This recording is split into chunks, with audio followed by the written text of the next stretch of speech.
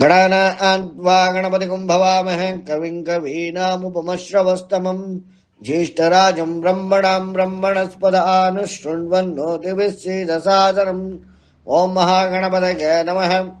ಓಂ ಪ್ರಣಾದೇವಿ ಸರಸ್ವತಿ ವಾಜೇಭಿರ್ವಾಜಿನೀವತಿ ಧೀನಾಮವಿತ್ರವತಿ ಆನಾದಿವಾ ಬೃಹದ ಪರ್ವತಾದ ಸರಸ್ವತಿ ಯಜತಾ ಗಂತು ಯಜ್ಞಂ. ಓಂ ವಾಗ್ದೇವ್ಯೈ ನಮಃ.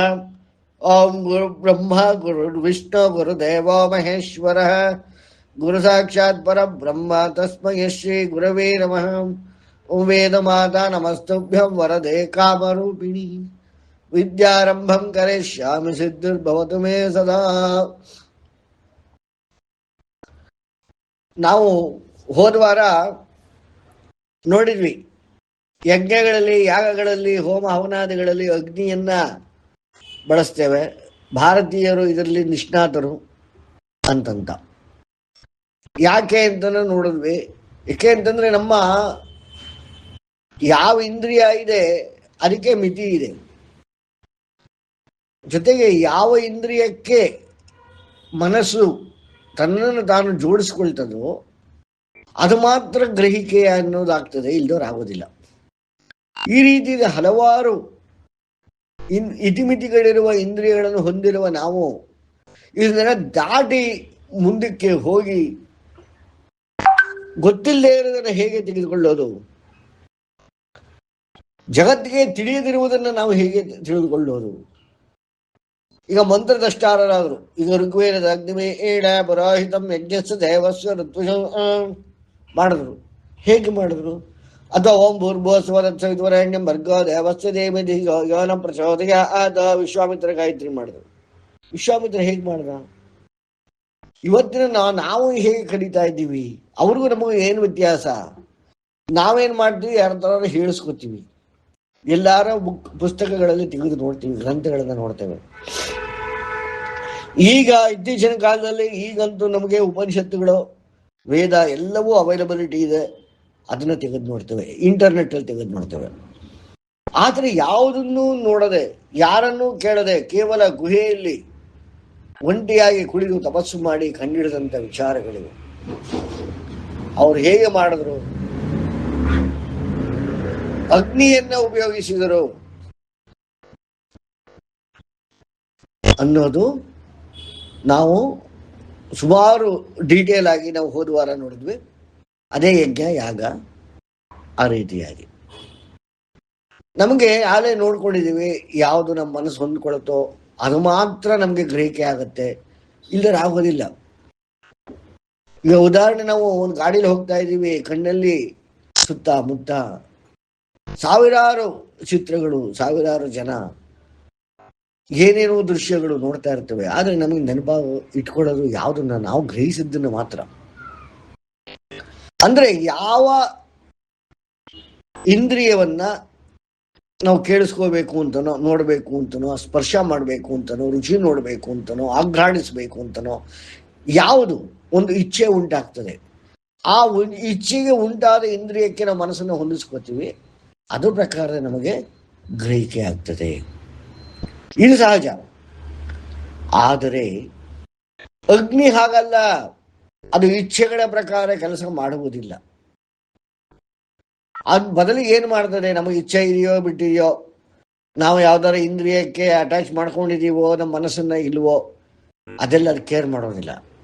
ಅದು ನೇರವಾಗಿ ಜ್ಞಾನದ ಆವೇಗವನ್ನ ಪ್ರಚೋದನೆ ಮಾಡಿಬಿಡ್ತದೆ. ಇದನ್ನು ನಾವು ನೆನಪಲ್ಲಿಟ್ಕೋಬೇಕು. ಇಷ್ಟೇ ಡಿಫರೆನ್ಸ್.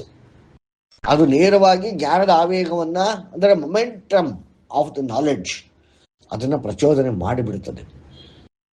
ಅಂದ್ರೆ ನಾವು ಯಜ್ಞ ಮಾಡಬೇಕಾದ್ರೆ, ಯಾಗ ಮಾಡಬೇಕಾದ್ರೆ, ತಪಸ್ಸು ಮಾಡಬೇಕಾದ್ರೆ ನೋಡಿ, ತಪಸ್ಸು, ತಾಪ, ಹೀಟ್, ಅಗ್ನಿ ಅಲ್ಲೇ ಇದೆ, ಆ ಪದದಲ್ಲೇ ಇದೆ. ಅದೆಲ್ಲ ಮಾಡಬೇಕಾದ್ರೆ ನಮಗೆ ಅಲ್ಲಿರುವಂತಹ ಅಗ್ನಿ, ಆ ಒಂದು ಜ್ಞಾನದ, ಅಂದ್ರೆ ನಮಗೆ ಈ ಜೋಡಿಸ್ಕೋಬೇಕು ಅಂದ್ರೂ, ಈಗ ಒಂದು ಕ್ಷಣ ನಾವು ಆಲೋಚನೆ ಮಾಡೋಣ, ನನಗೆ ಗೊತ್ತಿಲ್ಲದೆ ಇರೋದ್ರೆ ಗೊತ್ತು ಮಾಡ್ಕೋಬೇಕು ಅನ್ನೋ ಆಸೆ ಇದೆ, ಇಚ್ಛೆ ಇದೆ, ಸರಿ, ಅದು ಎಲ್ಲಿಗೆ ಜೋಡಿಸ್ಕೊಳ್ಳೋಣ? ಅದು ಎಲ್ಲಿದೆ ಅಂತಲೇ ಗೊತ್ತಿಲ್ಲ, ಹೇಗಿದೆ ಗೊತ್ತಿಲ್ಲ, ಇಡೀ ಜಗತ್ತಿಗೆ ಗೊತ್ತಿಲ್ಲ. ಅಂಥದ್ದು ಏನೋ ಪ್ರಯತ್ನ ಮಾಡ್ತಾ ಇದ್ದೀವಿ. ಅವು ಜೋಡಿಸ್ಕೊಳ್ಳೋದು ಅಂದ್ರೆ ಎಲ್ಲಿಗೆ ಜೋಡಿಸ್ಕೊಳ್ಳೋದು ಅಂದ್ರೆ, ಜೋಡಿಸ್ಕೋಬೇಕಾದ್ರೆ ಅದು ನಮಗೆ ಕಾಣಬೇಕಲ್ಲ, ಮೊದಲು ನಮಗೆ ಗೊತ್ತಿರಬೇಕಲ್ಲ ಇಂಥ ಕಡೆ ಇದೆ. ಈಗ ಇಂಟರ್ನೆಟ್ ಅಲ್ಲವರೆ ಇಂಥ ಸೈಟ್ ಅಲ್ಲವರೆ ಇಂಥ ಸಿಗುತ್ತೆ ಅಂತ ಗೊತ್ತಿದ್ರೆ ಹುಡುಕ್ತೀವಿ. ನನಗೆ ಇಂಟರ್ನೆಟ್ ಮಾತ್ರ ಗೊತ್ತಿದೆ, ಯಾವ ಸೈಟು ಅಂತ ಗೊತ್ತಿಲ್ಲ ಅಂದ್ರೆ ಸರ್ಚ್ ಮಾಡ್ತೀವಿ. ಇಂಟರ್ನೆಟೇ ಗೊತ್ತಿಲ್ಲ ಅಂದ್ರೆ ಹೇಗೆ? ಅಂದ್ರೆ ಇಲ್ಲಿ ಸತ್ಯ ಅನ್ನೋದು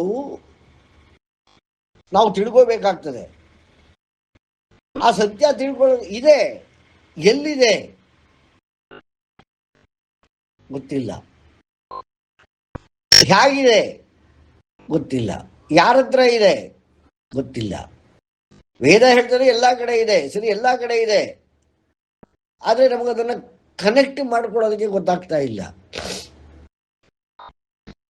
ನಮ್ಮಲ್ಲಿ ಇಂದ್ರಿಯಗಳಿದೆ, ಆ ಇಂದ್ರಿಯಗಳನ್ನು ಅದನ್ನು ಹೇಗೆ ಕನೆಕ್ಟ್ ಮಾಡ್ಕೊಳ್ಳೋದನ್ನು ನಮ್ಮ ಮನಸ್ಸಿಗೆ ಗೊತ್ತಾಗ್ತಾ ಇಲ್ಲ, ಬುದ್ಧಿಗೆ ತಿಳುವಳಿಕೆ ಬರ್ತಾ ಇಲ್ಲ. ಆಗ ಏನು ಮಾಡೋದು? ಈಗ ಉದಾಹರಣೆ ಅಗ್ನಿನೇ ಇಲ್ಲ ಅಂದಿದ್ರೆ ನಾವು ಬರೀ ಗೊತ್ತಿರೋದ್ರಲ್ಲೇ ಓಡಾಡಬೇಕಾಗಿದ್ದೆ ವಿನಃ, ಅಂದ್ರೆ ಅವಿದ್ಯೆ ಅಷ್ಟಲ್ಲೇ ಇರಬೇಕಾಗ್ತಿದ್ದೆ, ಮೂಲಭೂತ ಜ್ಞಾನ ಏನಿದೆ ಅಷ್ಟಲ್ಲೇ ಇರಬೇಕಾಗ್ತಿದ್ದೆ ವಿನಃ ಕಂಡುಹಿಡಿಯೋದು, ರಿಸರ್ಚ್ ಮಾಡ್ತೀನಿ ಅನ್ನೋದು, ವೇದ ಅನ್ನೋದು ಇದು ಇರ್ತಿದ್ದಿಲ್ಲ. ಅಂದ್ರೆ ಮನುಷ್ಯ ಬಿಟ್ಟು ಬೇರೆ ಪ್ರಾಣಿ ವರ್ಗಕ್ಕೆ, ಸಸ್ಯ ವರ್ಗಕ್ಕೆ ಈ ಅಗ್ನಿ ಈ ತರ ಉಪಯೋಗ ಆಗ್ತದೆ ಅನ್ನೋ ವಿಚಾರವೇ ಗೊತ್ತಿಲ್ಲದೆ ಇರೋದ್ರಿಂದ ಅವು ಹುಟ್ಟಿದಾಗ ಹೇಗಿರ್ತವೆ ಹಾಗೆ ಇರ್ತವೆ. ಅವು ಯಾವ ವೇದ ಬರೀಲಿಲ್ಲ, ಅವು ಯಾವ ಸಂಶೋಧನೆ ಮಾಡಲಿಲ್ಲ, ಅವ್ಯಾವ ಚಡ್ಡಿ ಶರ್ಟು ಸೀರೆ ಉಡ್ಲಿಲ್ಲ, ಅವ್ಯಾವ ಕಂಪ್ಯೂಟರು ಕಂಡುಹಿಡಿಲಿಲ್ಲ. ಎಲ್ಲ ಹಾಗೆ ಇವೆ. ಆಹಾರ ತಿನ್ನು, ಮೈಥುನ ಮಾಡೋ, ರೀಪ್ರೊಡಕ್ಷನ್ ಮಾಡೋ, ರಕ್ಷಣೆ ಮಾಡಿಕೋ, ಮಲಗು, ಅಷ್ಟೇ ಅವುಗಳ ಜೀವನ ಆಗಿದೆ. ಆದರೆ ನಾವು ಹಾಗಲ್ಲ, ನಾವು ಅಗ್ನಿಯನ್ನ ಕಂಡುಹಿಡಿದಿದ್ದೇವೆ. ಅಂದ್ರೆ ಗೊತ್ತಿಲ್ಲದೆ ಇರೋದನ್ನ ಟಚ್ ಮಾಡೋದಕ್ಕೆ, ಅಂದ್ರೆ ತಪಸ್ ಮಾಡ್ತೀಯಾರೆ ಒಬ್ಬ ಅಂದ್ರೆ ಅರ್ಥ ಏನು? ಎಲ್ಲಿದೆ ಗೊತ್ತಿಲ್ಲ, ಹೇಗಿದೆ ಗೊತ್ತಿಲ್ಲ, ಅದಕ್ಕೆ ಕನೆಕ್ಟ್ ಮಾಡಬೇಕು ನಾವು. ಅರೆ ನನ್ನ ಇಂದ್ರಿಯಗಳು ಅದಕ್ಕೆ ಜೋಡಣೆಗೊಳ್ಳಬೇಕು, ಅಥವಾ ನನ್ನ ಬುದ್ಧಿಶಕ್ತಿ ಜೋಡಣೆಗೊಳ್ಳಬೇಕು, ನನ್ನ ಮನಸ್ಸು ಜೋಡಣೆಗೊಳ್ಳಬೇಕು, ಯಾವುದೋ ಒಂದು ಕನೆಕ್ಟ್ ಆಗಬೇಕು. ಆ ಕನೆಕ್ಟ್ ಆಗೋದಕ್ಕೆ ಅದರದ ಆವೇಗ ಏನು ಗೊತ್ತಿಲ್ಲ. ಅದನ್ನ ಕನೆಕ್ಟ್ ಮಾಡ್ಕೋಬೇಕು ಅಂತಂದ್ರೆ ಅಗ್ನಿಯಿಂದ ಮಾತ್ರ ಸಾಧ್ಯ. ಹಾಗಾಗಿ ನಮ್ಮಲ್ಲಿ ಅಗ್ನಿಗೆ ಇಷ್ಟೊಂದು ಮಹತ್ವ. ಯಾರಿಗಾದ್ರೂ ಪ್ರಶ್ನೆ ಇದೆಯಾ ಇದರಲ್ಲಿ? ಹೋದ್ವಾರದ್ದು ಸೇರ್ಕೊಂಡು ಇವತ್ತು ಮಾತಾಡಿದ್ದು, ಹೋದ್ವಾರ ಮಾತಾಡಿದ್ದು ಏನಾರು ಪ್ರಶ್ನೆ ಇದೆಯಾ ಯಾರಿಗಾರು? ಇಲ್ಲ ಸರ್. ಓಕೆ. ಈ ರೀತಿಯಾದ ಅಗ್ನಿಯ ಉಪಾಸನೆ ವೇದಗಳಲ್ಲಿ ಹೇಳ್ತಾರೆ. ಉಪಾಸನೆ ಅಂದ್ರೆ ಏನು ಯಾರಾದ್ರೂ ಹೇಳ್ತೀರಾ? ಇಂಥ ಅಗ್ನಿಯನ್ನು ಉಪಾಸನೆ ಮಾಡಬೇಕು, ಜ್ಞಾನಕ್ಕಾಗಿ, ಗತಿಗಾಗಿ, ನಮಗೇನು ಬೇಕೋ ಸಂಪಾದನೆಗಾಗಿ, ನಮ್ಮ ಇಂದ್ರಿಯಗಳನ್ನ ಜೋಡಿಸಿಕೊಳ್ಳುವುದಕ್ಕಾಗಿ. ಅಂದ್ರೆ ಉಪಾಸನೆ ಮಾಡಬೇಕು. ಏನ್ ಹೇಳಿ? ಮೆಡಿಟೇಷನ್ ಆಗ್ಬೋದಾ ಸರ್? ತಪಸ್ಸು ಅಂತ ಹೇಳ್ತೀರಾ? ಅಲ್ಲ, ಆಯಾ ಪದಗಳು ನೀವು, ನಾನ್ ಕೇಳ್ತದ್ದು ಉಪಾಸನೆ, ಅದಕ್ಕೆ ಪರ್ಯಾಯ ಪದಗಳಿಲ್ಲ. ಉಪಾಸನೆ ಅಂದ್ರೆ ಏನು ಇಲ್ಲಿ? ಉಪಾಸನೆ ಅಂತಂದ್ರೆ ಅದನ್ನ ಈಗ ರುದ್ರ ಕಲ್ತಿದ್ದೇವೆ ಅಂತಂದ್ರೆ ಅದನ್ನ ಪ್ರತಿದಿನ ಹೇಳೋದು ಉಪಾಸನೆ ಅಂತ ಆಗುತ್ತೆ ಸರ್. ಹಾ, ಅಂದ್ರೆ ಉಪಾಸನೆ ಅಂದ್ರೆ ಉಪ ಪ್ಲಸ್ ಆಸನ. ಅಂದ್ರೆ ಅದ್ರ ಹತ್ರನೇ ಇದು ಉಪ ಅಂದ್ರೆ ಹತ್ತಿರ ಅಂತ ಹೇಳಿದ್ರಿ ಸರ್. ಹಾ, ಹತ್ತಿರ ಕುಳಿತುಕೊಳ್ಳುವುದು, ಆಸನ ಅಂದ್ರೆ ಕುಳಿತುಕೊಳ್ಳುವುದು. ಈಗ ಸಾಮವೇದ ಸಂಪೂರ್ಣ ಉಪಾಸನೆಯೇ, ಉಪಾಸನಾ ಕಾಂಡ ಸಾಮವೇದ. ಇಲ್ಲಿ ಅಗ್ನಿಯ ಅದ್ರ ಬಗ್ಗೆನೇ ಚಿಂತನೆ ಮಾಡೋದು ಸರ್. ಹಾ, ಅಂದ್ರೆ ಸದಾ ಅಲ್ಲೇ ಇರೋದು. ಅಂದ್ರೆ ಅಗ್ನಿಯ ಉಪಾಸನೆ ಮಾಡಬೇಕು, ಜ್ಞಾನಕ್ಕಾಗಿ, ಕರ್ಮಕ್ಕಾಗಿ, ಆವೇಗಕ್ಕಾಗಿ, ಗತಿಗಾಗಿ, ನಮ್ಮ ಜ್ಞಾನಕ್ಕಾಗಿ, ನಮ್ಮ ಸಾಧನೆಗಾಗಿ. ಅದರಲ್ಲೇ ಬರುತ್ತಲ್ವೇ ಸ್ವರ್ಗ, ಸ್ವಯಾರ್ಜಿತ ಗತಿ, ನಾವೇ ಗಳಿಸಿದಂತಹ ಗತಿ, ಪುಣ್ಯ ಗಳಿಸೋದಕ್ಕಾಗಿ, ವಿಕಾಸ ಹೊಂದುವುದಕ್ಕಾಗಿ, ಈ ಜೀವನದಿಂದ ತಪ್ಪಿಸಿಕೊಳ್ಳುವುದಕ್ಕಾಗಿ, ಜೀವನ್ಮುಕ್ತರಾಗುವುದಕ್ಕಾಗಿ, ಋಷಿಗಳಾಗುವುದಕ್ಕಾಗಿ, ದೇವತೆಗಳಾಗುವುದಕ್ಕಾಗಿ, ಆ ಇಂದ್ರನ ಪಟ್ಟದಲ್ಲಿ ನಾವೇ ಕುಳಿತುಕೊಳ್ಳುವಂತೆ ಆಗುವುದಕ್ಕಾಗಿ, ಈ ಥರ ಅಂತ ದೇವತೆಗಳನ್ನು ಧಿಕ್ಕರಿಸಿದಂತಹ ಹಿರಣ್ಯಕಶಿಪು ಅವನೇ ಯಜ್ಞ ಮಾಡದ್ನಲ್ಲ, ಅವನು ಅಗ್ನಿಯನ್ನು ಆಶ್ರಯಿಸಿದ, ಕಡೆಗೆ ತಪಸ್ಸನ್ನ ಅಂದ್ರೆ ಅಗ್ನಿಯನ್ನ ತಪ ಅಂದ್ರೆ ಆ ಹೀಟನ್ನು ಉಪಯೋಗಿಸಿಕೊಂಡ. ಆ ಥರ ಯಾವುದೇ ತಗೊಳ್ಳಿ, ಯಾವುದೇ ಹಸುರನ್ನು ತಗೊಳ್ಳಿ, ಯಾವುದೇ ತಗೊಳ್ಳಿ, ಎಲ್ಲರೂ ಸಾಧನೆ ಮಾಡಿರೋದು ಅಗ್ನಿಯ ಉಪಾಸನೆಯಿಂದ. ಈ ಅಗ್ನಿಯ ಉಪಾಸನೆ 3 ಭಾಗಗಳಲ್ಲಿರ್ತದೆ. ಅಂದ್ರೆ ನಾವು ಹೇಳ್ತಾ ಇರೋದು, ಈ ವೇದ ಹೇಳ್ತಾ ಇರೋದು, ಈ ಭೂಮಿಯಲ್ಲಿ ನಾವಿರತಕ್ಕಂತಹ ಈ ವಸುಂಧರೆಯಲ್ಲಿ, ನಾವು ವಾಸಿಸುತ್ತಿರುವಂತಹ ಈ ಭೂಮಿಯಲ್ಲಿ 3 ವೇಗದ 3 ಆವೇಗದ ಉಪಾಸನೆ ಇರ್ತದೆ. ಆವೇಗದ ಉಪಾಸನೆ ಎಂದ್ರು ಅದೇನೆ, ಅಗ್ನಿ ಉಪಾಸನೆ ಎಂದ್ರು ಅದೇನೆ. ಸೂರ್ಯ, ಚಂದ್ರ ಮತ್ತೆ ಭೌತಿಕಾಗ್ನಿ. ನಮ್ಮ ನಾವು ಉಪಯೋಗಿಸುವಂತಹ ಬೆಂಕಿ, ಭೌತಿಕ ಬೆಂಕಿ, ಚಂದ್ರನ ಕಿರಣ ಮತ್ತೆ ಸೂರ್ಯನ ಕಿರಣ, ಈ 3 ಅಗ್ನಿಯ ಉಪಾಸನೆ ಆಗಿರ್ತದೆ. ನೋಡಿ, ಇವತ್ತಿನ ಕಾಲದಲ್ಲಿ ನಾವು ಪ್ರಕೃತಿಗೆ ಹೋಗೋದಿಲ್ಲ, ಸೂರ್ಯನಿಗೆ ನಾವು ಮೈ ಒಡ್ಡೋದಿಲ್ಲ, ಕಣ್ಬಿಡೋದಿಲ್ಲ. ಸೂರ್ಯ ಬಂತು ಅಂದ್ರೆ ಚರ್ಮ ಕಪ್ಪಾಗ್ತದೆ ಅಂತ ನಾವು ಕ್ರೀಮ್ಗಳನ್ನು ಹಚ್ಕೋತೇವೆ, ಛತ್ರಿಗಳನ್ನು ಹಿಡ್ಕೋತೇವೆ, ನೆರಳನ್ನ ಹುಡುಕ್ತೇವೆ, ಕೂಲಿಂಗ್ ಗ್ಲಾಸನ್ನು ಹಾಕ್ತೇವೆ. ಈ ಥರ ಏನೆಲ್ಲ ಮಾಡ್ತೇವೆ ನಾವು. ಆಲ್ರೆಡಿ ಬಟ್ಟೆ ಹಾಕೊಂಡಿರ್ತೀವಿ, ಒಂಚೂರು ಉಳಿದ ನೆತ್ತಿ, ಮುಖ, ಕೈ, ಕಾಲು ಒಂಚೂರು ಅಷ್ಟಕ್ಕೂ ಎಕ್ಸ್ಪೋಸ್ ಮಾಡೋದಿಲ್ಲ ನಾವು. ಅಷ್ಟನ್ನು ನಾವು ಎಕ್ಸ್ಪೋಸ್ ಮಾಡೋದಿಲ್ಲ ಸೂರ್ಯನಿಗೆ. ಅಂದ್ರೆ ಸೂರ್ಯನಿಂದ ನಮಗೆ ದೊರಕುತ್ತಿರುವ, ಅದಕ್ಕೇನು ದುಡ್ಡಿಲ್ಲ, ಕಾಸಿಲ್ಲ, ತಿಂಗಳಿಗೆ ಇಷ್ಟು ಕಟ್ಟಬೇಕು ಅಂತಿಲ್ಲ, ಏನಿಲ್ಲ, ರಿಟರ್ನ್ ಏನು ಕೊಡೋಂಗಿಲ್ಲ. ಆದರೆ ಜ್ಞಾನಕ್ಕಾಗಿ ಆವೇಗವನ್ನು ಕೊಡ್ತಾ ಇರುವಂತಹ ಸೂರ್ಯ ದೇವರನ್ನ ನಾವು ದೂರ ಮಾಡ್ತಾ ಇದ್ದೀವಿ. ಇನ್ನು ಚಂದ್ರ, ಮನೆ ಒಳಗಡೆ ಸೇರ್ಕೊಂಡ್ಬಿಡ್ತೀವಿ, ಅಥವಾ ಟ್ರಿಪ್ ಅಂತ ಎಲ್ಲಿ ಹೋದ್ರು ಎಲ್ಲೋ ಒಂದು ಬಿಲ್ಡಿಂಗ್ ಒಳಗಡೆ ಸೇರ್ಕೊಂಡ್ಬಿಡ್ತೀವಿ, ಕಾರ್ ಒಳಗೆ ಕೂತ್ಕೊಂಡ್ಬಿಡ್ತೀವಿ. ಚಂದ್ರನ ಬೆಳದಿಂಗಳನ್ನ ಯಾರು ಆಸ್ವಾದನೆ ಮಾಡ್ತಾ ಇದ್ದಾರೆ? ಎಷ್ಟು ಜನ ಮಾಡ್ತಾ ಇದ್ದಾರೆ? ಅಂದ್ರೆ ಚಂದ್ರನ ಉಪಾಸನೆ ಯಾರು ಮಾಡ್ತಾ ಇದ್ದಾರೆ? ಅದೊಂದು ರೀತಿಯಾದ ಜ್ಞಾನವನ್ನ ಕೊಡ್ತದೆ. ಅದನ್ನ ಯಾರು ಮಾಡ್ತಾ ಇದ್ದಾರೆ? ಯಾರು ಮಾಡ್ತಾ ಇಲ್ಲ. ಅಂದ್ರೆ ಇದನ್ನ ತಿಳಿದವರು ಮಾಡ್ತಿದ್ದಾರೆ ಅನ್ನೋದು ಬಿಟ್ರೆ ಸಾಮಾನ್ಯವಾಗಿ ಯಾರು ಮಾಡ್ತಾ ಇಲ್ಲ. ಇದಕ್ಕೂ ಕೂಡ ಯಾವುದೇ ಖರ್ಚು ವೆಚ್ಚಗಳಿಲ್ಲ. ನಂತರ ಇನ್ನೊಂದು ಭೌತಿಕಾಗ್ನಿ, ನಮ್ಮಲ್ಲೇ ಇರುವಂತಹ ಬೆಂಕಿ. ಇದನ್ನ ಹಿಂದೆ ಹೆಂಗಸರು ಒಲೆ ಮುಂದೆ, ಅಂದ್ರೆ ಒಲೆಗಳನ್ನು ಹಚ್ಚಿ ಕಟ್ಟಿಗೆ ಹಾಕಿ ಒಲೆ ಹಾಕಿ ಅಡಿಗೆಯನ್ನು ಮಾಡ್ತಾ ಇದ್ರು, ನೀರನ್ನು ಕಾಯಿಸ್ತಾ ಇದ್ರು, ಹಲವಾರು ಕೆಲಸಗಳನ್ನ ಮಾಡ್ತಾ ಇದ್ರು. ಅಂದ್ರೆ ತಮ್ಮನ್ನ ತಾವು ಭೌತಿಕಾಗ್ನಿಯ ಮುಂದೆ ತಮ್ಮನ್ನ ತಾವು ಎಕ್ಸ್ಪೋಸ್ ಮಾಡ್ಕೋತಾ ಇತ್ತು. ಹಾಗಾಗಿ ಆಗಿನ ಕಾಲದ ಹೆಂಗಸರು ತುಂಬಾ ಗಟ್ಟಿಯಾಗಿರ್ತಾ ಇದ್ರು, ಪತಿವ್ರತೆಯಾಗಿರ್ತಾ ಇದ್ರು. ಈ ಡೈವರ್ಸು ಆಗೋದು, ಗಂಡನ್ ಬಿಟ್ಟು ಹೋಗೋದು, ಇನ್ಯಾರ ಈ ಥರ ಯಾವುದೇ ಒಂದು, ಈ ಕಾಲದಲ್ಲಿ ನೋಡ್ತಿರುವಂಥ ಯಾವುದೇ ಒಂದು ವಿಚಾರ ಇರ್ತಿತ್ತಿಲ್ಲ. ಅದೇ ಥರ ಗಂಡಸು ಕೂಡ, ಗಂಡಸಂತೂ ನಾವು ಕಥೆಗಳಲ್ಲಿ ಅಥವಾ ಕೆಲವು ಕಡೆ ನೋಡ್ಬೋದು. ಏನಾಯ್ತು ಸರ್? ಹ್ಯಾಂಡ್ ರೈಸ್ ಮಾಡ್ದೆ ಸರ್. ಓಕೆ, ಹೇಳಿ ಸರ್. ಈಗ ಅಗ್ನಿಯಿಂದಾನೇ ಅಂದ್ರೆ ಅಂದ್ರೆ ನಮ್ಮ ಮಾನಸಿಕ ಇದನ್ನು ಸಮತೋಲನದಲ್ಲಿ ಇರುತ್ತೆ ಅಂತ. ಖಂಡಿತ. ನೋಡಿ, ಈಗ ನಿಮ್ಗೊಂದು ಇಚ್ಛೆ ಇದೆ ಅಂತ ಇಟ್ಕೊಳ್ಳೋಣ. ಆ ಇಚ್ಛೆ ನಡೆದು ಬಿಟ್ರೆ ನಿಮ್ಗೆ ಒಳ್ಳೇದ ಕೆಡ್ದ? ಸರ್, ನಮ್ಗೆ ಇಚ್ಛೆ ಅಂದ್ರೆ ಈಗ ನಮಗ್ ಬೇಕಾಗಿರೋದು ಅದಾದ್ರೆ ಖುಷಿನೇ ಆಗುತ್ತೆ ಅಲ್ವಾ? ಅದಾಗದೆ ಇದ್ದಾಗ ಬೇಜಾರಾಗತ್ತೆ. ಅದು ಎಷ್ಟು ದಿನ ಕಡೆ ರೇಗತ್ತ ಹೋಗುತ್ತೆ, ಫ್ರಸ್ಟ್ರೇಷನ್ ಆಗುತ್ತೆ. ಹಾ ನಾವಿರುವ ಮನೆ ಬೇಕಾಗೋದಿಲ್ಲ, ನಾವು ಇರುವ ಸಂಬಂಧಗಳು ಬೇಕಾಗೋದಿಲ್ಲ, ನಮ್ಗಿರುವಂತಹ ಹಣ ಬೇಕಾಗೋದಿಲ್ಲ, ಏನೋ ಹೇಳಕ್ ಬರೋದಿಲ್ಲ, ಇರಕ್ಕಾಗ್ತಾ ಇಲ್ಲ. ಡಿಪ್ರೆಷನ್ ಇದೆಲ್ಲ ಅಂದ್ರೆ ಈ ತರ ಮಾನಸಿಕ ದೈಹಿಕ ಕಡೆಗೆ ದೈಹಿಕ ರೋಗಕ್ಕೆ ಸೈಕೋಸೊಮ್ಯಾಟಿಕ್ ಪ್ರಾಬ್ಲಮ್ಸ್ಗಳಿಗೆ ಲೀಡ್ ಆಗ್ತದೆ. ಅದೇ ನಾವು ಸೂರ್ಯನಿಗೆ, ಚಂದ್ರನಿಗೆ ಮತ್ತೆ ಭೌತಿಕ ಅಗ್ನಿಗೆ ನಮ್ಮನ್ನ ನಾವು ಒಡ್ಕೋತಾ ಬಂದ್ರೆ ನಮ್ಮ ಏನಾಗ್ತದೆ, ನಮಗೆ ಇಚ್ಛೆಯನ್ನು ಪೂರೈಸಿಕೊಳ್ಳುವಂತಹ ಜ್ಞಾನ ಪ್ರಾಪ್ತಿ ಆಗ್ತದಲ್ಲ. ಆ ಜ್ಞಾನ ಪ್ರಾಪ್ತಿ ಆದಾಗ ನಿಮಗೆ ಇಚ್ಛೆ ಪೂರೈಕೆ ಆಗ್ತದಲ್ಲ.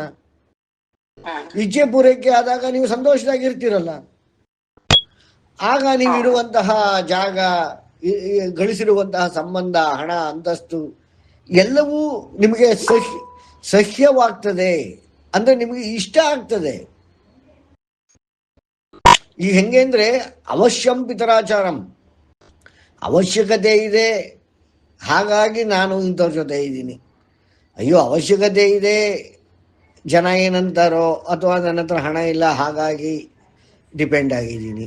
ಈ ಥರ ನಾವು ನೋಡ್ತಾ ಹೋದ್ರೆ ಎಲ್ಲ ವಿಚಾರನೂ, ಅಥವಾ ಒಂದು SLC ಓದ್ತಿರೋ ಹುಡುಗನ್ ಕೇಳಿದ್ರೆ ಇಷ್ಟಪಟ್ಟು ಓದ್ತಾ ಏನಪ್ಪ ಅಂದ್ರೆ ಅವನು ಇಲ್ಲ ಮುಂದೆ ಜೀವನ ನಡೆಸ್ಬೇಕಲ್ಲ, ಈ ನಾನು ಬದುಕಬೇಕಲ್ಲ, ನಮ್ಮ ಅಪ್ಪ ಅಮ್ಮನ ಸಾಕ್ಬೇಕಲ್ಲ, ನನಗೆ ಹಣ ಬೇಕಲ್ಲ, ನೂರಾರು ಕಾರಣ ಹೇಳ್ತಾನೆ. ಒಬ್ಬ ಹುಡುಗ ಸರಿಯಾಗಿ ನನಗೆ ಈ ಸಬ್ಜೆಕ್ಟ್ ಅಂದ್ರೆ ಇಷ್ಟ, ನನಗೆ ಜ್ಞಾನದ ಹಸಿವಿದೆ ಅಂತ ಯಾರಾದರೂ ಹೇಳ್ತೀಯಾರ? ಇದೆಲ್ಲ ಯಾಕೆ ಹೀಗಾಗ್ತಾ ಇದೆ? ಡಿಪ್ರೆಷನ್ಗೆ ಹೋಗ್ತಾ ಇದೀವಿ. ಹಾಗೆ ನೋಡಿದ್ರೆ ಜನರೇಷನ್ ಟು ಜನರೇಷನ್ ನಾವು ಸುಖಕ್ಕೆ ಜಾರ್ತಾ ಇದ್ದೀವಿ. ಈ ಸಾಮಾನ್ಯ 1955ನೇ ಇಸ್ವಿಯಿಂದ 1980-90 ಇಸ್ವಿ ಒಳಗಡೆ ಹುಟ್ಟಿದವರೆಲ್ಲ ಬಹಳ ರೀತಿಯಾದ ಮಾರ್ಪಾಡುಗಳನ್ನು ನೋಡಿದ್ದೀವಿ. ಆಮೇಲೆ ಹುಟ್ಟಿದವ್ರಿಗೆ ಮೋಸ್ಟ್ಲಿ ಗೊತ್ತಾಗಿಲ್ಲ, ಅಂದ್ರೆ ಅವ್ರು ಮಾರ್ಪಾಡು ಆದ್ಮೇಲೆ ಹುಟ್ಟಿದ್ದಾರೆ. 55ರ ಹಿಂದೆ ಅನುಕೂಲಗಳೇ ಇದ್ದಿಲ್ಲ. ಹೀಗೆಲ್ಲ ಇದ್ದ ಮನುಷ್ಯ, ಹೀಗೆಲ್ಲ ನಾವೆಲ್ಲ ಇದೀವಲ್ಲ, ಈಗ ಎಷ್ಟು ಅನುಕೂಲದಲ್ಲಿ ಇದೀವಿ, ಆದ್ರೆ ಸಂತೋಷವಾಗಿದ್ದೀವ? ಇಲ್ಲ. ಆ ಸಂತೋಷಕ್ಕೆ ನಮಗೆ ಸೂರ್ಯ, ಚಂದ್ರ, ಅಗ್ನಿಗಳು ಬೇಕು ಅಂತ ಹೇಳ್ತಾ ಇರೋದು. ಹೇಳಿ. ಹಾ ಸರ್, ನೀವು ಮೊನ್ನೆ ಒಂದು ಇದು ಮಾಡಿದ್ರಲ್ಲ ಸರ್, ಮಾರ್ಪಾಟ್ ಬೇಕು ಅಂತ ಹೇಳ್ಬಿಟ್ಟು, ನನ್ಗೆ ಈ ವಿಚಾರದಲ್ಲಿ ನನ್ಗೆ ಅದೇ ಈ ಮಾರ್ಪಾಟ್ ಆಗಿರೋದ್ರಿಂದ, ಚೇಂಜಸ್ ಆಗಿರೋದ್ರಿಂದ ಇಷ್ಟೆಲ್ಲ ಅನಾಹುತಗಳನ್ನು ಆಗಿದೆ ಅಲ್ಲ, ಅದಕ್ಕೆ ನಾನು ಈ ಇದು ಕಾಂಟೆಕ್ಸ್ಟ್ ಅಲ್ಲಿ ನಾನು ಬೇಡ, ಚೇಂಜಸ್ ಬೇಡ ಅಂತ ಅನ್ಕೊಂಡಿದ್ದೆ ಸರ್ ನಾನು. ಇಲ್ಲ ಇಲ್ಲ, ನೀವು ಚೇಂಜಸ್ ಒಬ್ರು ಬೇಡ ಅಂದ್ರೆ ಜಗತ್ತು ಬದಲಾಗ್ತಾ ಇದೆಯಲ್ಲ, ನಿಮ್ಮ ಸುತ್ತಮುತ್ತ ಇರೋರು ಬದಲಾಗ್ತಾರಲ್ಲ. ಈಗ ನೀವು ಒಂದು ಸೀರೆ ತಗೊಳಕ್ ಹೋಗ್ತೀರಾ ಅಂತ ಇಟ್ಕೊಳ್ಳಿ, ನೀವು ಯಾವ್ದೋ ಕಾಲ ಸೀರೆ ತಗೊಳಕ್ ಆಗೋದಿಲ್ಲ, ಅವತ್ತಿನ ಟ್ರೆಂಡ್ ಏನಿದೆ ಅದನ್ನ ತಗೋತೀರೋ ಅಥವಾ ತಗೊಳ್ಳೇಬೇಕಾಗತ್ತಲ್ವೇ? ಇದ್ರ ಯಾವ್ದಾದ್ರು ತಗೊಂಡ್ರೆ ನೀವು ಹೊರಗಡೆ ಉಟ್ಕೊಂಡು ಹೋಗಕ್ಕಾಗತ್ತಾ ಹೇಳಿ? ನೀವೇ ಹೇಳಿ. ಆ ಹೊರಗಡೆ ಏನ್ ನಡೀತಾ ಇದೆ ಅನ್ನೋ ಒಂದು ಜ್ಞಾನ ಬೇಡ್ವೆ? ಅದ್ರ ಪ್ರಕಾರ ನಾವು ಹೋಗ್ಬೇಡ್ವೆ? ಅಂದ್ರೆ ಜಗತ್ತು ಯಾವ ರೀತಿ ಬದಲಾಗ್ತಾ ಇದೆ, ಆ ಬದಲಾವತಕ್ಕಂಗೆ ನಾವು ಬದಲಾಗಬೇಕು. ಈಗ ನಿಮ್ಗೆ ಮಕ್ಕಳಿದಾರಲ್ವೇ, ನಿಮ್ಮ ಮಗು ಒಂದೇ ತರ ಇಲ್ಲ, ಪ್ರತಿ ವರ್ಷ ಬದಲಾಗ್ತಾ ಇರ್ತಾನೆ. ಆ ಬದಲಾವಣೆ ನೀವು ಹೊಂದ್ಕೊಳ್ಳೇಬೇಕಾಗತ್ತೆ. ನಿಮ್ಮ ಹಸ್ಬೆಂಡ್ ಬದಲಾಗ್ತಾ ಇರ್ತಾರೆ, ನೀವು ಚೇಂಜ್ ಆಗ್ತಿರ್ಬೇಕು. ನೀವು ಅದಕ್ಕೆ ಅಂದ್ರೆ ಇದೊಂದು ನಿರಂತರ, ನಿತ್ಯ ನಿರಂತರ. ಆ ಬದಲಾವಣೆಗೆ ನಾವು ಜ್ಞಾನ ನಿರಂತರವಾಗಿ ಬೇಕಲ್ವೇ? ಒಂದ್ ಸೀರೆ ತಗೊಳಕ್ ಹೋದಾಗ ಇವತ್ತಿನ ಫ್ಯಾಷನ್ ಏನಿದೆ ಅಂತ ನೀವು 4 ಕಡೆ ನೋಡೇ ತಿಳ್ಕೊಂಡ್ ತಾನೇ ಹೋಗೋದು ಅಂಗಡಿಗೆ. ಸುಮ್ನೆ ಬ್ಲೈಂಡ್ ಆಗಿ ಹೊರಟೋಗ್ಬಿಡ್ತೀರಾ? ಹೋಗೋದಿಲ್ವಲ್ಲ. ಆ ಬದಲಾವಣೆಯನ್ನು ಕಾಲದ ನಿಯಮ, ಜಗತ್ತಿನ ನಿಯಮನೇ. ಜಗತ್ತಲ್ಲಿ ಶಾಶ್ವತ ಯಾವುದು ಅಂದ್ರೆ ಬದಲಾವಣೆ. ಆ ಬದಲಾವಣೆ ಶಾಶ್ವತವಾದಾಗ ನಾವು ಬದಲಾಗಲೇಬೇಕು ಕಾಲ ಕಾಲಕ್ಕೆ. ಆ ಬದಲಾವಣೆಗೆ ಅವಶ್ಯಕವಾಗಿರುವಂಥ ಜ್ಞಾನವನ್ನು ಯಾರು ತಗೋತಾರೆ ಅವರು ಅಡ್ಜಸ್ಟ್ ಆಗ್ತಾ ಹೋಗ್ತಾರೆ, ಇಲ್ಲವ್ರು ಆಗೋದಿಲ್ಲ. ಆ ಬದಲಾವಣೆ ಬರೋದಕ್ಕೆ ಜ್ಞಾನ ಬೇಕಾಗ್ತದೆ. ಆ ಜ್ಞಾನ ಬೇಕು ಅಂತಂದ್ರೆ ಅದಕ್ಕೆ ಸೂರ್ಯ, ಚಂದ್ರ ಮತ್ತೆ ಭೌತಿಕ ಅಗ್ನಿ ಬೇಕಾಗ್ತದೆ ಅಂತ ಇಲ್ಲಿ ನಾನು ಹೇಳ್ತಾ ಇದ್ದೇನೆ. ಕೇಳಿ ಕೀರ್ತಿ ಅವರೇ, ಹೇಳಿ ಕೀರ್ತಿ. ಸೂರ್ಯ ಚಂದ್ರ ಅಂದ್ರೆ ನಾವು ಉಪಾಸನೆ ಮಾಡೋದಾ ಸರ್? ಹೇಗೆ ಅದು ಅಂದ್ರೆ? ಅಲ್ಲ, ಸೂರ್ಯ ಚಂದ್ರ ನೀವು ಕಾಣಿಸ್ತಾನಲ್ಲ, ಬೆಳಗ್ಗೆ ಹೊತ್ತು ಸೂರ್ಯ, ರಾತ್ರಿ ಹೊತ್ತು ಚಂದ್ರ. ಹಾ ಸರ್. ಅಲ್ವೇ? ಹಾ ಸರ್. ಅದನ್ನೇ ನಾನು ಹೇಳ್ತಾ ಇರೋದಿಲ್ಲಿ. ಇಲ್ಲೇನು ಯಾವುದೇ ಒಂದು ವಿಶೇಷವಾದದ್ದೇನು ನಾನು ಹೇಳ್ತಾ ಇಲ್ಲ. ನಿಮ್ಗೆ ಬೆಂಕಿ ಗೊತ್ತಿದೆ, ಚಂದ್ರ ಗೊತ್ತಿದೆ, ಸೂರ್ಯ ಗೊತ್ತಿದೆ.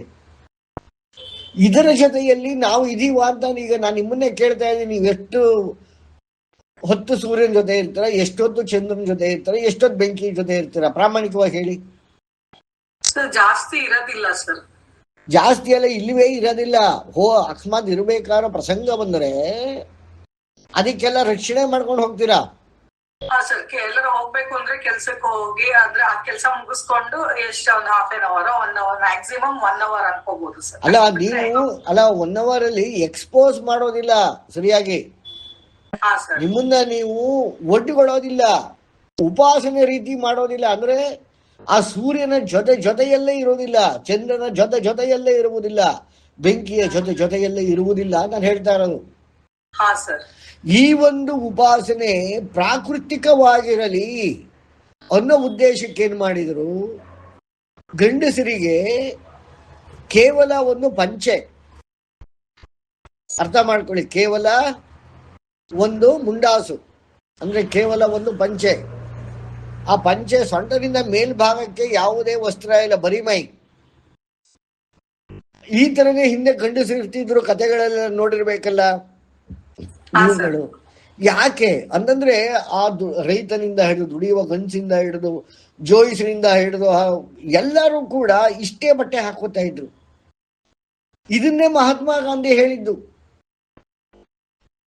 ಅಷ್ಟೇ ಬಟ್ಟೆ ಇದ್ದಾಗ ಏನಾಗ್ತದೆ, ನಮ್ಮ ದೇಹ ಅಂದ್ರೆ ಕೈ ಕಾಲುಗಳಲ್ಲ, ದೇಹ ಅಂತಂದ್ರೆ ನಮ್ಮ ಗಂಟಲಿನಿಂದ ಶಿರಸ್ಸು ಅಲ್ಲ, ಕೈ ಕಾಲು ಭುಜ ಶಿರಸ್ಸು ಉಳಿದು ಏನು ಭಾಗ ಇದೆ ಅದು ನಮ್ಮ ದೇಹ.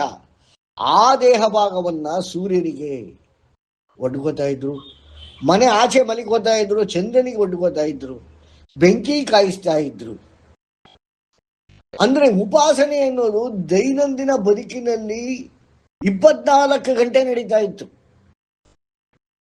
ಅಂದ್ರೆ ಒಬ್ಬನ ಋಷಿಯ ವೇಷ ಹೇಗಿರ್ತದೆ, ಒಬ್ಬ ಸನ್ಯಾಸಿಯ ವೇಷ ಹೇಗಿರ್ತದೆ, ಸೂಟು ಬೋಟು ಟೈ ಹಾಕೊಳ್ಳೋದಿಲ್ಲ. ಇದನ್ನ ಬ್ರಿಟಿಷರು ಬಂದ್ರು, ಆಡ್ಕೊಂಡ್ರು, ನಾವು ಮೈ ತುಂಬ ಬಟ್ಟೆ ಮುಚ್ಕೊಂಡ್ಬಿಟ್ವಿ. ಅಂದ್ರೆ ನಮ್ಮ ಜ್ಞಾನದ ಆವೇಗ, ನಮ್ಮಲ್ಲಿ ಉಂಟಾಗುತ್ತಿದ್ದಂತಹ ಜ್ಞಾನದ ಆವೇಗವನ್ನ ನಾವು ತಡಿತಾ ಇದ್ದೀವಿ. ಇತ್ತೀಚೆಗಂತೂ ಆ ಸ್ಕ್ರೀನ್ ಲೋಷನ್ ಅಂತ ಏನೋ ಬರುತ್ತದೆ, ಒಂದು ಕ್ರೀಮ್. ಸೂರ್ಯನಿಂದ ಟ್ಯಾನ್ ಹಾಕ್ತೀರಾ, ಹಚ್ಕೊಡಿ, ಅದನ್ನು ಬೇರೆ ಹಚ್ಕೊಳ್ಳೋದು, ತಲೆಗೆ ಬೇರೆ ರಕ್ಷಣೆ. ಇದೆಲ್ಲ ನಾವು ಎಲ್ಲಿಂದ ದೂರ ಆಗ್ತಾ ಇದ್ದೀವಿ ಅಂತಂದ್ರೆ, ಇವೆಲ್ಲ ಪ್ರಾಕೃತಿಕವಾಗಿ ನಮಗೆ ದೊರೆಯುತ್ತಿರುವಂತಹ ಆವೇಗಗಳು, ಮೊಮೆಂಟಮ್ಗಳು ಜ್ಞಾನಕ್ಕಾಗಿ. ಅಂದ್ರೆ ಇಚ್ಛೆ ಅವತ್ತಿನ ಮನುಷ್ಯನಿಗೂ ಇತ್ತು, ಇವತ್ತೂ ಇದೆ. ಇಚ್ಛೆ ಇಲ್ಲದ ಮನುಷ್ಯನೇ ಇಲ್ಲ. ತಪಸ್ ಮಾಡಬೇಕಾದ್ರೂ ಯಾವುದೋ ಒಂದು ಇಚ್ಛೆ ಇಟ್ಕೊಂಡೇ ತಪಸ್ ಮಾಡ್ತಾನೆ ಅಲ್ವಾ. ಒಬ್ಬ ಸನ್ಯಾಸಿಗೂ ಏನೋ ಒಂದು ತಲುಪಬೇಕು ಗುರಿ ಅನ್ನೋ ಒಂದು ಇಚ್ಛೆಯಿಂದನೇ ಅವನು ಸನ್ಯಾಸಿ ಆಗಿರ್ತಾನೆ.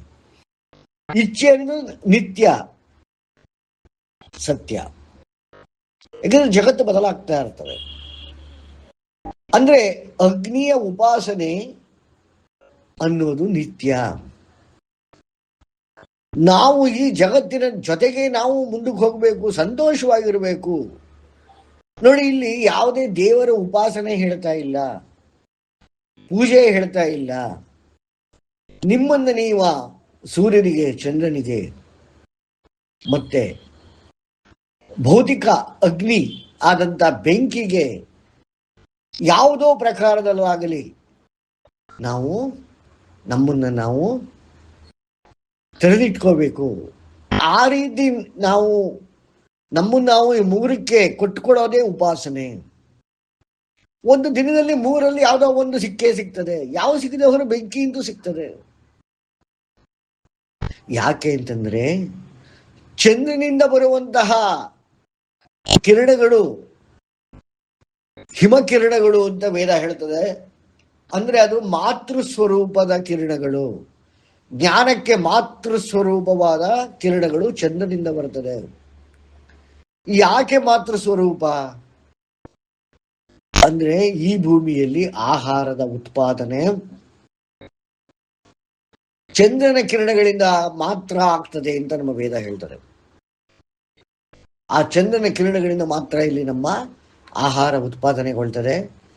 ಆಹಾರ ಇಲ್ಲದವರು ಯಾವ ಜೀವಿನೂ ಬದುಕೋದಿಲ್ಲ.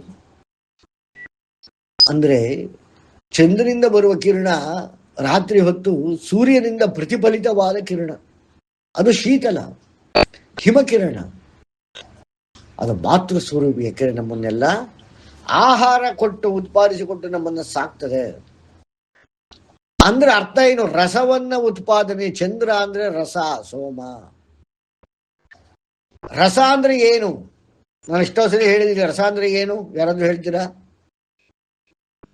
ನಮ್ಮ ಹೃದಯದಿಂದ 5 ವಿಚಾರಗಳಲ್ಲಿ ಒಂದು ರಸದ ಉತ್ಪಾದನೆ ಆಗ್ತದೆ, ಅದು ನಾಡಿಗಳಲ್ಲಿ ಹರಿತದೆ ಅಂತ ನಾನು ಹೇಳಿದ್ದೇನೆ ಹಿಂದೆನೆ, ಹೃತ್ಪೂರ್ವಕ ಅನ್ನೋ ಒಂದು ವಿಚಾರದಲ್ಲಿ. ರಸ ಅಂತಂದ್ರೆ ಪ್ರವೃತ್ತಿ, ವೃತ್ತಿ. ಈಗ ನಮ್ಮ ಕೈಕಾಲಲ್ಲಿ ಅದೇ ಜೀವಕೋಶ ಇದೆ. ಜೀವಕೋಶಗಳು ಅವೇ 4 ರೀತಿಯಾದ ಜೀವಕೋಶಗಳು: ಮೂಳೆ, ಹೃದಯ, ನರ ಮತ್ತು ಮಾಂಸ. 4 ರೀತಿಯಾದ ಜೀವಕೋಶಗಳು ನಮ್ಮಲ್ಲಿರೋದು. ಈ 4 ರೀತಿಯಾದ ಜೀವಕೋಶಗಳಿಂದ ನಮ್ಮ ದೇಹ ಜನಿತವಾಗಿದೆ. ಇದರಲ್ಲಿ ಹಲವಾರು ಅಂಗಗಳಿವೆ. ಒಂದೊಂದು ಅಂಗ ಒಂದೊಂದು ಕೆಲಸವನ್ನ ಮಾಡ್ತದೆ. ಈಗ ಕರಳು ಮಾಡೋ ಕೆಲಸ ಶ್ವಾಸಕೋಶ ಮಾಡೋದಿಲ್ಲ. ಇದು ಮಾಡೋ ಕೆಲಸ ಲಿವರ್ ಮಾಡೋದಿಲ್ಲ. ಲಿವರ್ ಮಾಡೋ ಕೆಲಸ ಬ್ರೈನ್ ಮಾಡೋದಿಲ್ಲ. ಆ ರೀತಿ ಅಂದ್ರೆ ಇಲ್ಲಿ ಒಂದೊಂದು ಅಂಗಗಳಿಗೆ ಒಂದೊಂದು ರೀತಿಯಾದ ರಸ ಇದೆ, ಅಂದ್ರೆ ವೃತ್ತಿ ಇದೆ. ಈ ಕಾಲದಲ್ಲಿ ನಮ್ಮನ್ನೇ ಕೇಳ್ತೀವಲ್ವಾ, ನಾನು ಯಾರ ಇಂಟ್ರೊಡ್ಯೂಸ್ ಮಾಡ್ಕೊಂಡ್ರೆ ನಮಸ್ಕಾರ ಸರ್, ನೀವೇನ್ ಮಾಡ್ಕೊಂಡಿದ್ದೀರಾ ಅಂತಾರೆ. ಅಂದ್ರೆ ನಿಮ್ಮ ವೃತ್ತಿ ಏನು? ಅದು ಹಿಂದೇನೂ ಇತ್ತು, ಯಾವ ಕಾಲದಲ್ಲೂ ಇತ್ತು ವೃತ್ತಿ. ವೃತ್ತಿ ಇಲ್ಲದ ಕಾಲವೇ ಇಲ್ಲ. ಆ ರೀತಿ ನಮ್ಮಲ್ಲಿ ಒಂದು ವೃತ್ತಿ ಉಂಟಾಗಬೇಕಾದರೆ ಆ ವೃತ್ತಿಗೆ ಅನುಕೂಲಕರವಾದಂತಹ ವೃತ್ತಿಗಳನ್ನು ನಮ್ಮ ದೇಹ, ಅದರಲ್ಲಿರುವ ಅಂಗಾಂಗಗಳು ಮಾಡಬೇಕಾಗ್ತದೆ. ಅಂದ್ರೆ ಒಬ್ಬ ರನ್ನಿಂಗ್ ರೇಸ್ ಓಡೋನಿಗೆ ಬೇಕಾಗಿರುವ ಅವನ ಅಂಗಾಂಗಗಳ ಸಹಕಾರವೇ ಬೇರೆ, ಒಬ್ಬ ಬಾಕ್ಸರ್ಗೆ ಬೇರೆ, ಒಬ್ಬ ಸಾಫ್ಟ್ವೇರ್ ಇಂಜಿನಿಯರ್ಗೆ ಬೇರೆ, ಒಬ್ಬ ಗೃಹಿಣಿಗೆ ಬೇರೆ, ಎಲ್ಲ ಅದೇ ಅಂಗಗಳು. ಆದರೆ ಅದರಲ್ಲಿ ರಸದ ಉತ್ಪಾದನೆ ಹೇಗಿರಬೇಕು ಅಂದ್ರೆ ಅವರು ಮಾಡುವ ವೃತ್ತಿಗೆ ಅನುಕೂಲಕರವಾಗಿರಬೇಕು. ಓಡುವವನಿಗೆ ಕಾಲು ನೋಯ್ತದೆ, ಬಾಕ್ಸಿಂಗ್ ಮಾಡೋವನಿಗೆ ಕೈ ನೋಯ್ತದೆ, ಅಡಿಗೆ ಮಾಡುವ ಹೆಂಗಸಿಗೆ ಸೊಂಟ ನೋವುತ್ತಾ ಇದೆ. ಈ ತರ ಎಲ್ಲ ಆದ್ರೆ ಅವರ ವೃತ್ತಿ ಮಾಡಕ್ಕಾಗ್ತದ? ಆಗುವುದಿಲ್ಲ. ಈ ರೀತಿಯಾಗಿ ಹೇಳಿ ಸರ್, ಇದು ರಸ ಹೇಗೆ ಉತ್ಪತ್ತಿ ಆಗುತ್ತೆ ಸರ್? ಚಂದ್ರನಿಂದ. ಅಂದ್ರೆ ರಸ ಅನ್ನುವುದು ಕೂಡ ಒಂದು ರೀತಿಯಾದ ಜ್ಞಾನ. ಈಗ ನಿಮ್ಮ ಹೃದಯ ಹಾಗೆ ಕೆಲಸ ಮಾಡಬೇಕು ಅನ್ನೋ ಜ್ಞಾನ ಅದರಲ್ಲಿ ಇದೆ. ನಿಮ್ಮಲ್ಲಿರೋ ಪಿತ್ತ ಜನಕಾಂಗ ಹೇಗೆ ಕೆಲಸ ಮಾಡಬೇಕು ಅಂತ ಅದಕ್ಕೆ ಜ್ಞಾನ ಇದೆ. ನೀವ್ ಹೇಳ್ಕೊಟ್ಟಿದ್ದೀರಾ ಅಥವಾ ನೀವೇನಾರ ಹುಟ್ಟಿದ ಮೇಲೆ ಕಲ್ತ್ಕೊಂಡ್ರ? ಯಾರು ಕಲಿಸ್ಕೊಟ್ಟಿಲ್ಲ. ನಾವೆಲ್ಲ ಹುಟ್ಟಬೇಕಾದ್ರೆ ಆಯಾ ಕೆಲಸಗಳು, ಕಿಡ್ನಿ ತನ್ನ ಪಾಡಿ ತನ್ನ ಕೆಲಸ ಮಾಡ್ತಾ ಇದೆ, ಕಾಲು ತನ್ನ ಪಾಡಿ ತನ್ನ ಕೆಲಸ ಮಾಡ್ತಾ ಇದೆ, ಎಲ್ಲ ಕೆಲಸಗಳು ತನ್ನ ಪಾಡಿ ತಾವು ಮಾಡ್ತಾರೆ. ನಾವೆಲ್ಲೂ ಕಲೀಲಿಲ್ಲ, ನಾವು ಯಾರಿಗೂ ಹೇಳ್ಕೊಡ್ಲಿಲ್ಲ, ಯಾರಿಂದನೂ ಹೇಳಿಸ್ಕೊಳ್ಲಿಲ್ಲ. ಇದು ಹೇಗೆ ಸಾಧ್ಯ ಅಂದ್ರೆ ಚಂದ್ರನಿಂದ ಸಾಧ್ಯ. ಒಂದು ಮಾವಿನ ಮರ ಮಾವಿನ ಹಣ್ಣು ಬಿಡ್ತದೆ ಅಂದ್ರೆ ಅದು ಚಂದ್ರ ಇರುವುದರಿಂದ ಬಿಡ್ತದೆ. ಹಾಕಿದ ಸೂರ್ಯನ ಕಿರಣಗಳು ಬೇಕು ಅಲ್ವಾ ಸರ್ ಜೀವಿಗಳಿಗೆ? ಅದು ನಾನು ಹೇಳ್ತೇನೆ. ಈಗ ನಾನು ಚಂದ್ರನ ವಿವರಿಸ್ತಾ ಇದ್ದೀನಿ. ಸೂರ್ಯನ ಬೇಕು. ಅದು ಯಾಕೆ ಬೇಕು? ಆ ಪರ್ಪಸ್ ಬೇರೆ ಇದೆ. ಈಗ ಚಂದ್ರನ ಕೆಲಸ ಏನು? ಚಂದ್ರನಿಂದ ಬರುವಂತ, ಅದು ಸೂರ್ಯನಿಂದ ಪ್ರತಿಫಲಿತವಾಗಿ ಬರುವಂತ ಕಿರಣವೇ. ಹಾಗಾಗಿ ಮಕ್ಕಳ ಬೆಳವಣಿಗೆ, ನೀವೆಲ್ಲ ತಾಯಿ ಅಂದ್ರು ನಿಮಗೆ ಗೊತ್ತಿರುತ್ತೆ. ನಿಮ್ಮ ಮಕ್ಕಳು ಬೆಳೆಯೋದೇ ರಾತ್ರಿ ಹೊತ್ತು. ಸಸ್ಯಗಳೆಲ್ಲ ಬೆಳೆಯೋದೇ ರಾತ್ರಿ ಹೊತ್ತು. ಹೌದು ಸರ್. ಬೆಳಿಗ್ಗೆ ಬೆಳೆಯೋದಿಲ್ಲ, ಬೆಳವಣಿಗೆ ಬರೋದಿಲ್ಲ. ಅದೇ ರೀತಿ ಕಾಯಿಲೆ ಕಸಾಲೆಗಳು ಬರುವುದು ರಾತ್ರಿ ಹೊತ್ತು, ಅದು ಹುಷಾರಾಗೋದು ಕೂಡ ರಾತ್ರಿ ಹೊತ್ತು. ಹಾಗಾಗಿ ನಮ್ಮಲ್ಲಿ ಅಬ್ರಾಹ್ಮಿ ಮುಹೂರ್ತ, ದೀಸುದಟ್ಟು ಅಂತೆಲ್ಲ ವೇದಗಳಲ್ಲಿ ಸಿಕ್ಕಾಪಟ್ಟೆ ಹಾಕಿದೆ. ಇದು ಚಂದ್ರ ನಮಗೆ ಕಾಣಿಸ್ತಾ ಇದ್ದಾನೆ ಅಲ್ವೋ ಚಂದ್ರ ಗೊತ್ತಿಲ್ಲ. ನಾವು ಮನೆಯೊಳಗಡೆ ಹೊತ್ತಿಗೆ ಹೊತ್ಕೊಂಡು ಮುಸ್ಕಾಕೊಂಡು ಮಲಗಿರಬಹುದು, ಆದರೆ ಚಂದ್ರ ಮಾಡೋ ಕೆಲಸವನ್ನು ಮಾಡ್ತಾ ಇದ್ದಾನೆ. ಹಾಗಾಗಿ ನಾವು ತಿಂದ ಆಹಾರ ಬೆಳಗ್ಗೆ ಹೊತ್ತಿಗೆ ಜೀರ್ಣವಾಗಿರುತ್ತೆ. ಬಂದ ರೋಗ ಔಷಧಿ ತಗೊಂಡ ಮೇಲೆ ಬೆಳಗ್ಗೆ ಹೊತ್ತಿಗೆ ಹುಷಾರಾಗ್ತಿರುತ್ತೆ. ಅಥವಾ ಕೆಟ್ಟದ ತಿಂದ್ರೆ ರಾತ್ರಿ ಹೊತ್ತು ಕಾಯಿಲೆ ಬರ್ತದೆ. ಅಂದ್ರೆ ಈ ರೀತಿಯಾದ ನಮ್ಮ ಅಂಗಾಂಗಗಳ ವೃತ್ತಿಗಳು, ಬೆಳವಣಿಗೆಗಳು, ಕುಂಠಿತಗಳು, ಕ್ಷೀಣತೆಗಳು, ಕಡೆಗೆ ಸಾವು ಕೂಡ ರಾತ್ರಿ ಹೊತ್ತೇ ಜಾಸ್ತಿ, ಅದನ್ನು ಬೆಳಗಿನ ಜಾವ ಜಾಸ್ತಿ. ಬೇಕಾದ್ರೆ ಮೆಡಿಕಲ್ ರಿಪೋರ್ಟ್ ತೆಗೆದು ನೋಡಿ, ಆ ಸರ್ವೆ ಮಾಡಿದ್ದಾರೆ. ಅಧಿಕವಾದ ಸಾವು ಆಗೋದೇ ಬೆಳಗಿನ ಜಾವ ರಾತ್ರಿ ಹೊತ್ತು ಅಲ್ಲಿ. ಅಂದ್ರೆ ಚಂದ್ರನಿಂದ ರಸ ಉತ್ಪಾದನೆ, ಸಾವು ಅನ್ನೋದು ಕೂಡ ಅದೇ ಉತ್ಪಾದನೆ ಮಾಡ್ತದೆ. ಹಾಗಾಗಿ ನಾವು ಚಂದ್ರನ ಆವೇಗ, ಚಂದ್ರನ ಕಿರಣಗಳನ್ನು ನಾವು ಹಿಮಕಿರಣ, ಶೀತಲ ಕಿರಣ, ಮಾತೃ ಸ್ವರೂಪ. ಯಾಕೆಂದ್ರೆ ಆಹಾರ ಮತ್ತೆ ಕೆಲಸ,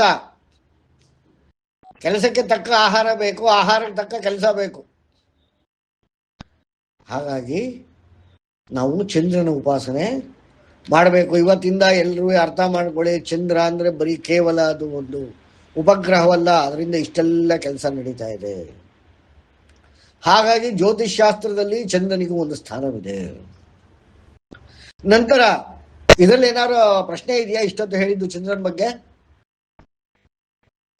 ಸರ್, ಅಂದ್ರೆ ಚಂದ್ರ ಅಂತಂದ್ರೆ ನಾವು ನಮ್ದು ಹೇಗೆ ರಾತ್ರಿ ಹೊತ್ತು ಹೊರಗಿರ್ಬೇಕಾ ಹೇಗೆ ಸರ್? ಅಂದ್ರೆ ನಾವು ಉಪಾಸನೆ ಮಾಡ್ಬೇಕು ಅಥವಾ ನಾವು ಅವನ ಹತ್ರ ಇರ್ಬೇಕು? ಸಾಧ್ಯವಾದಷ್ಟು ಊಟ ಆದ್ಮೇಲೆ ಒಂದ್ ಸ್ವಲ್ಪ ಹೊತ್ತು ಚಂದ್ರನ್ ನೋಡಿ ಅಂತ ಇಷ್ಟೆಲ್ಲ ಮಾಡಿಕೊಡ್ತಿರುವಾಗ ನಮಗೆ ಗೊತ್ತೇ ಇಲ್ಲ.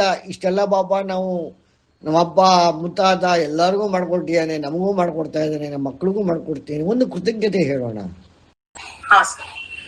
ಅವನ ಸಾಧ್ಯವಾದ್ರೆ ನಾವು ಅವನನ್ನ ನೋಡೋಣ, ಅವನನ್ನು ಅಬ್ಸರ್ವ್ ಮಾಡೋಣ, ಅವನೊಂದು ಕೈ ಮುಗಿಯೋಣ.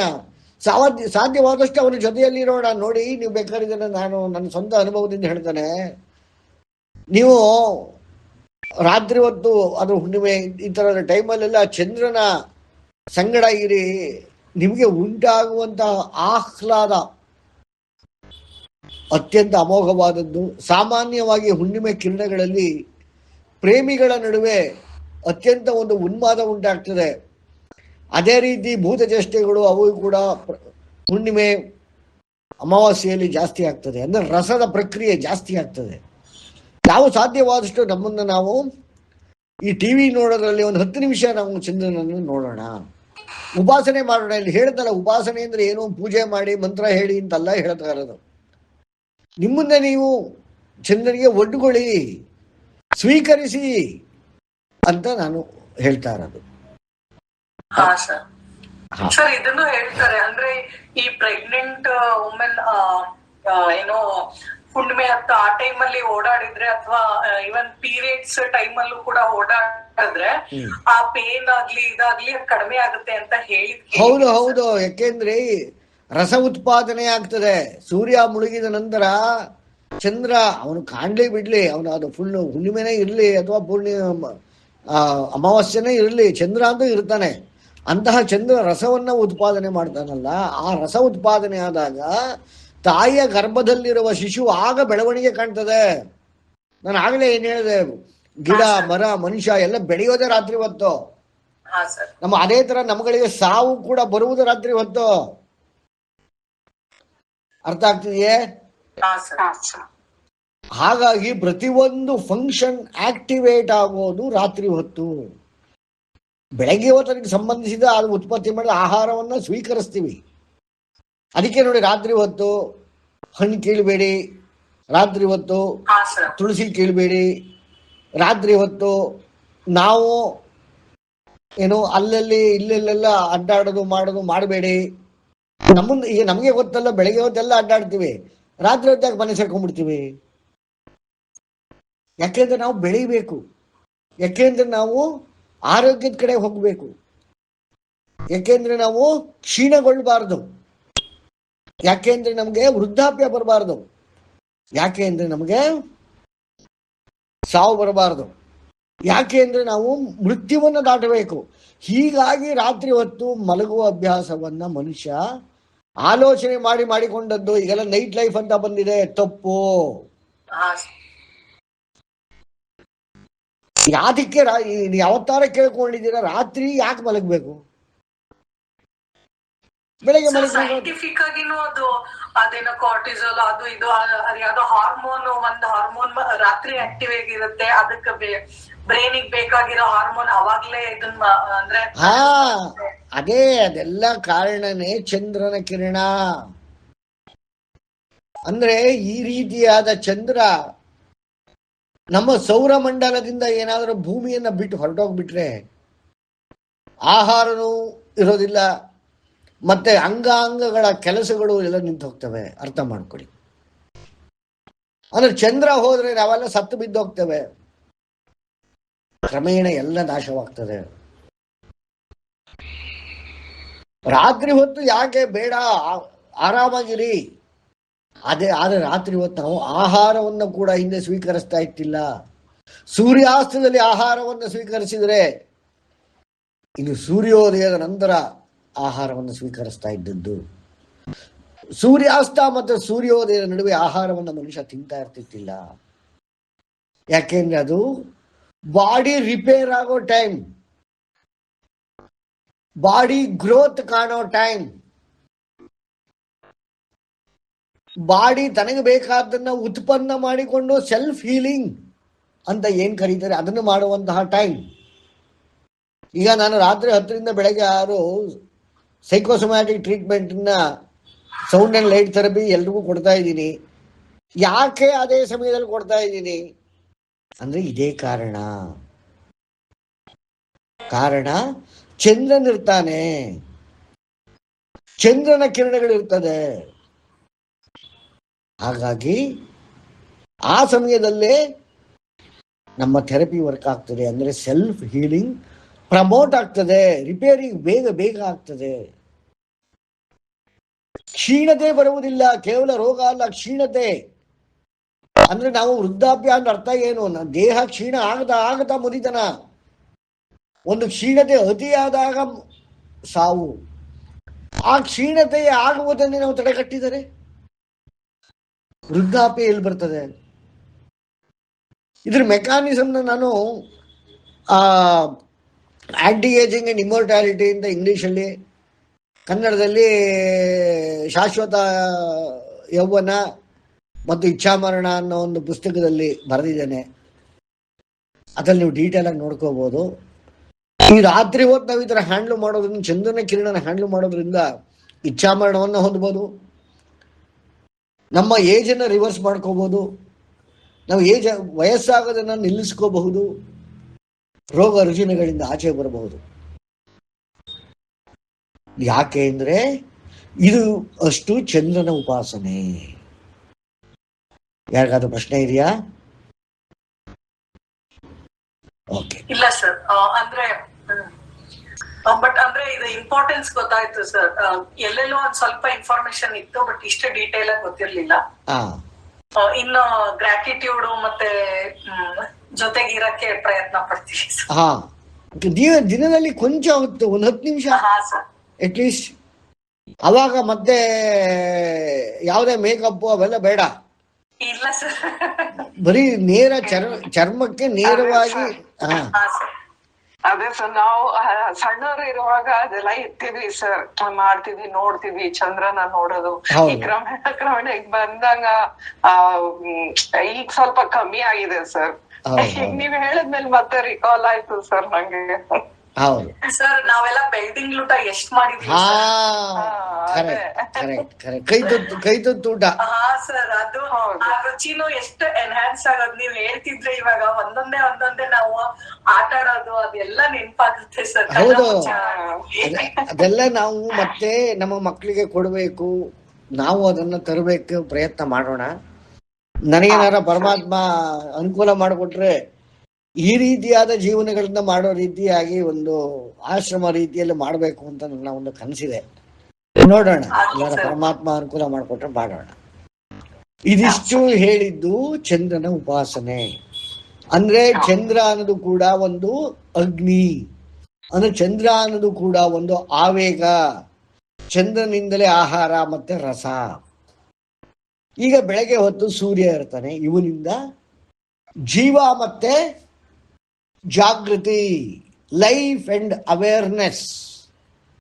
ನಾವು ಏನ್ ಅವೇರ್ನೆಸ್ ಅಂತ ಕರಿತೀವಿ ಅಂದ್ರೆ ನನಗೆ ಏನು ಅರ್ಥ ಆಗ್ತದೆ ಅದಕ್ಕೊಂದು ರೇಂಜ್ ಇದೆ.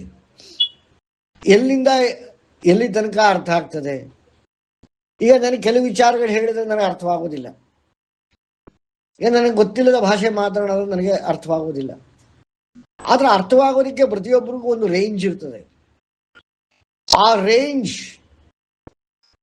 ಡಿಫೈನ್ ಮಾಡೋದು, ಆ ರೇಂಜನ್ನು ನಾವು ವಿಸ್ತಾರ ಮಾಡಿಕೊಳ್ಳೋದು, ನಮ್ಮ ಒಂದು ಅರಿವನ್ನು ವಿಸ್ತಾರಗೊಳಿಸುವುದು ಸೂರ್ಯನ ಉಪಾಸನೆಯಿಂದ ಮಾತ್ರ ಸಾಧ್ಯ. ಮತ್ತೆ ಇದು ಜೀವವನ್ನ ಕೊಡ್ತದೆ.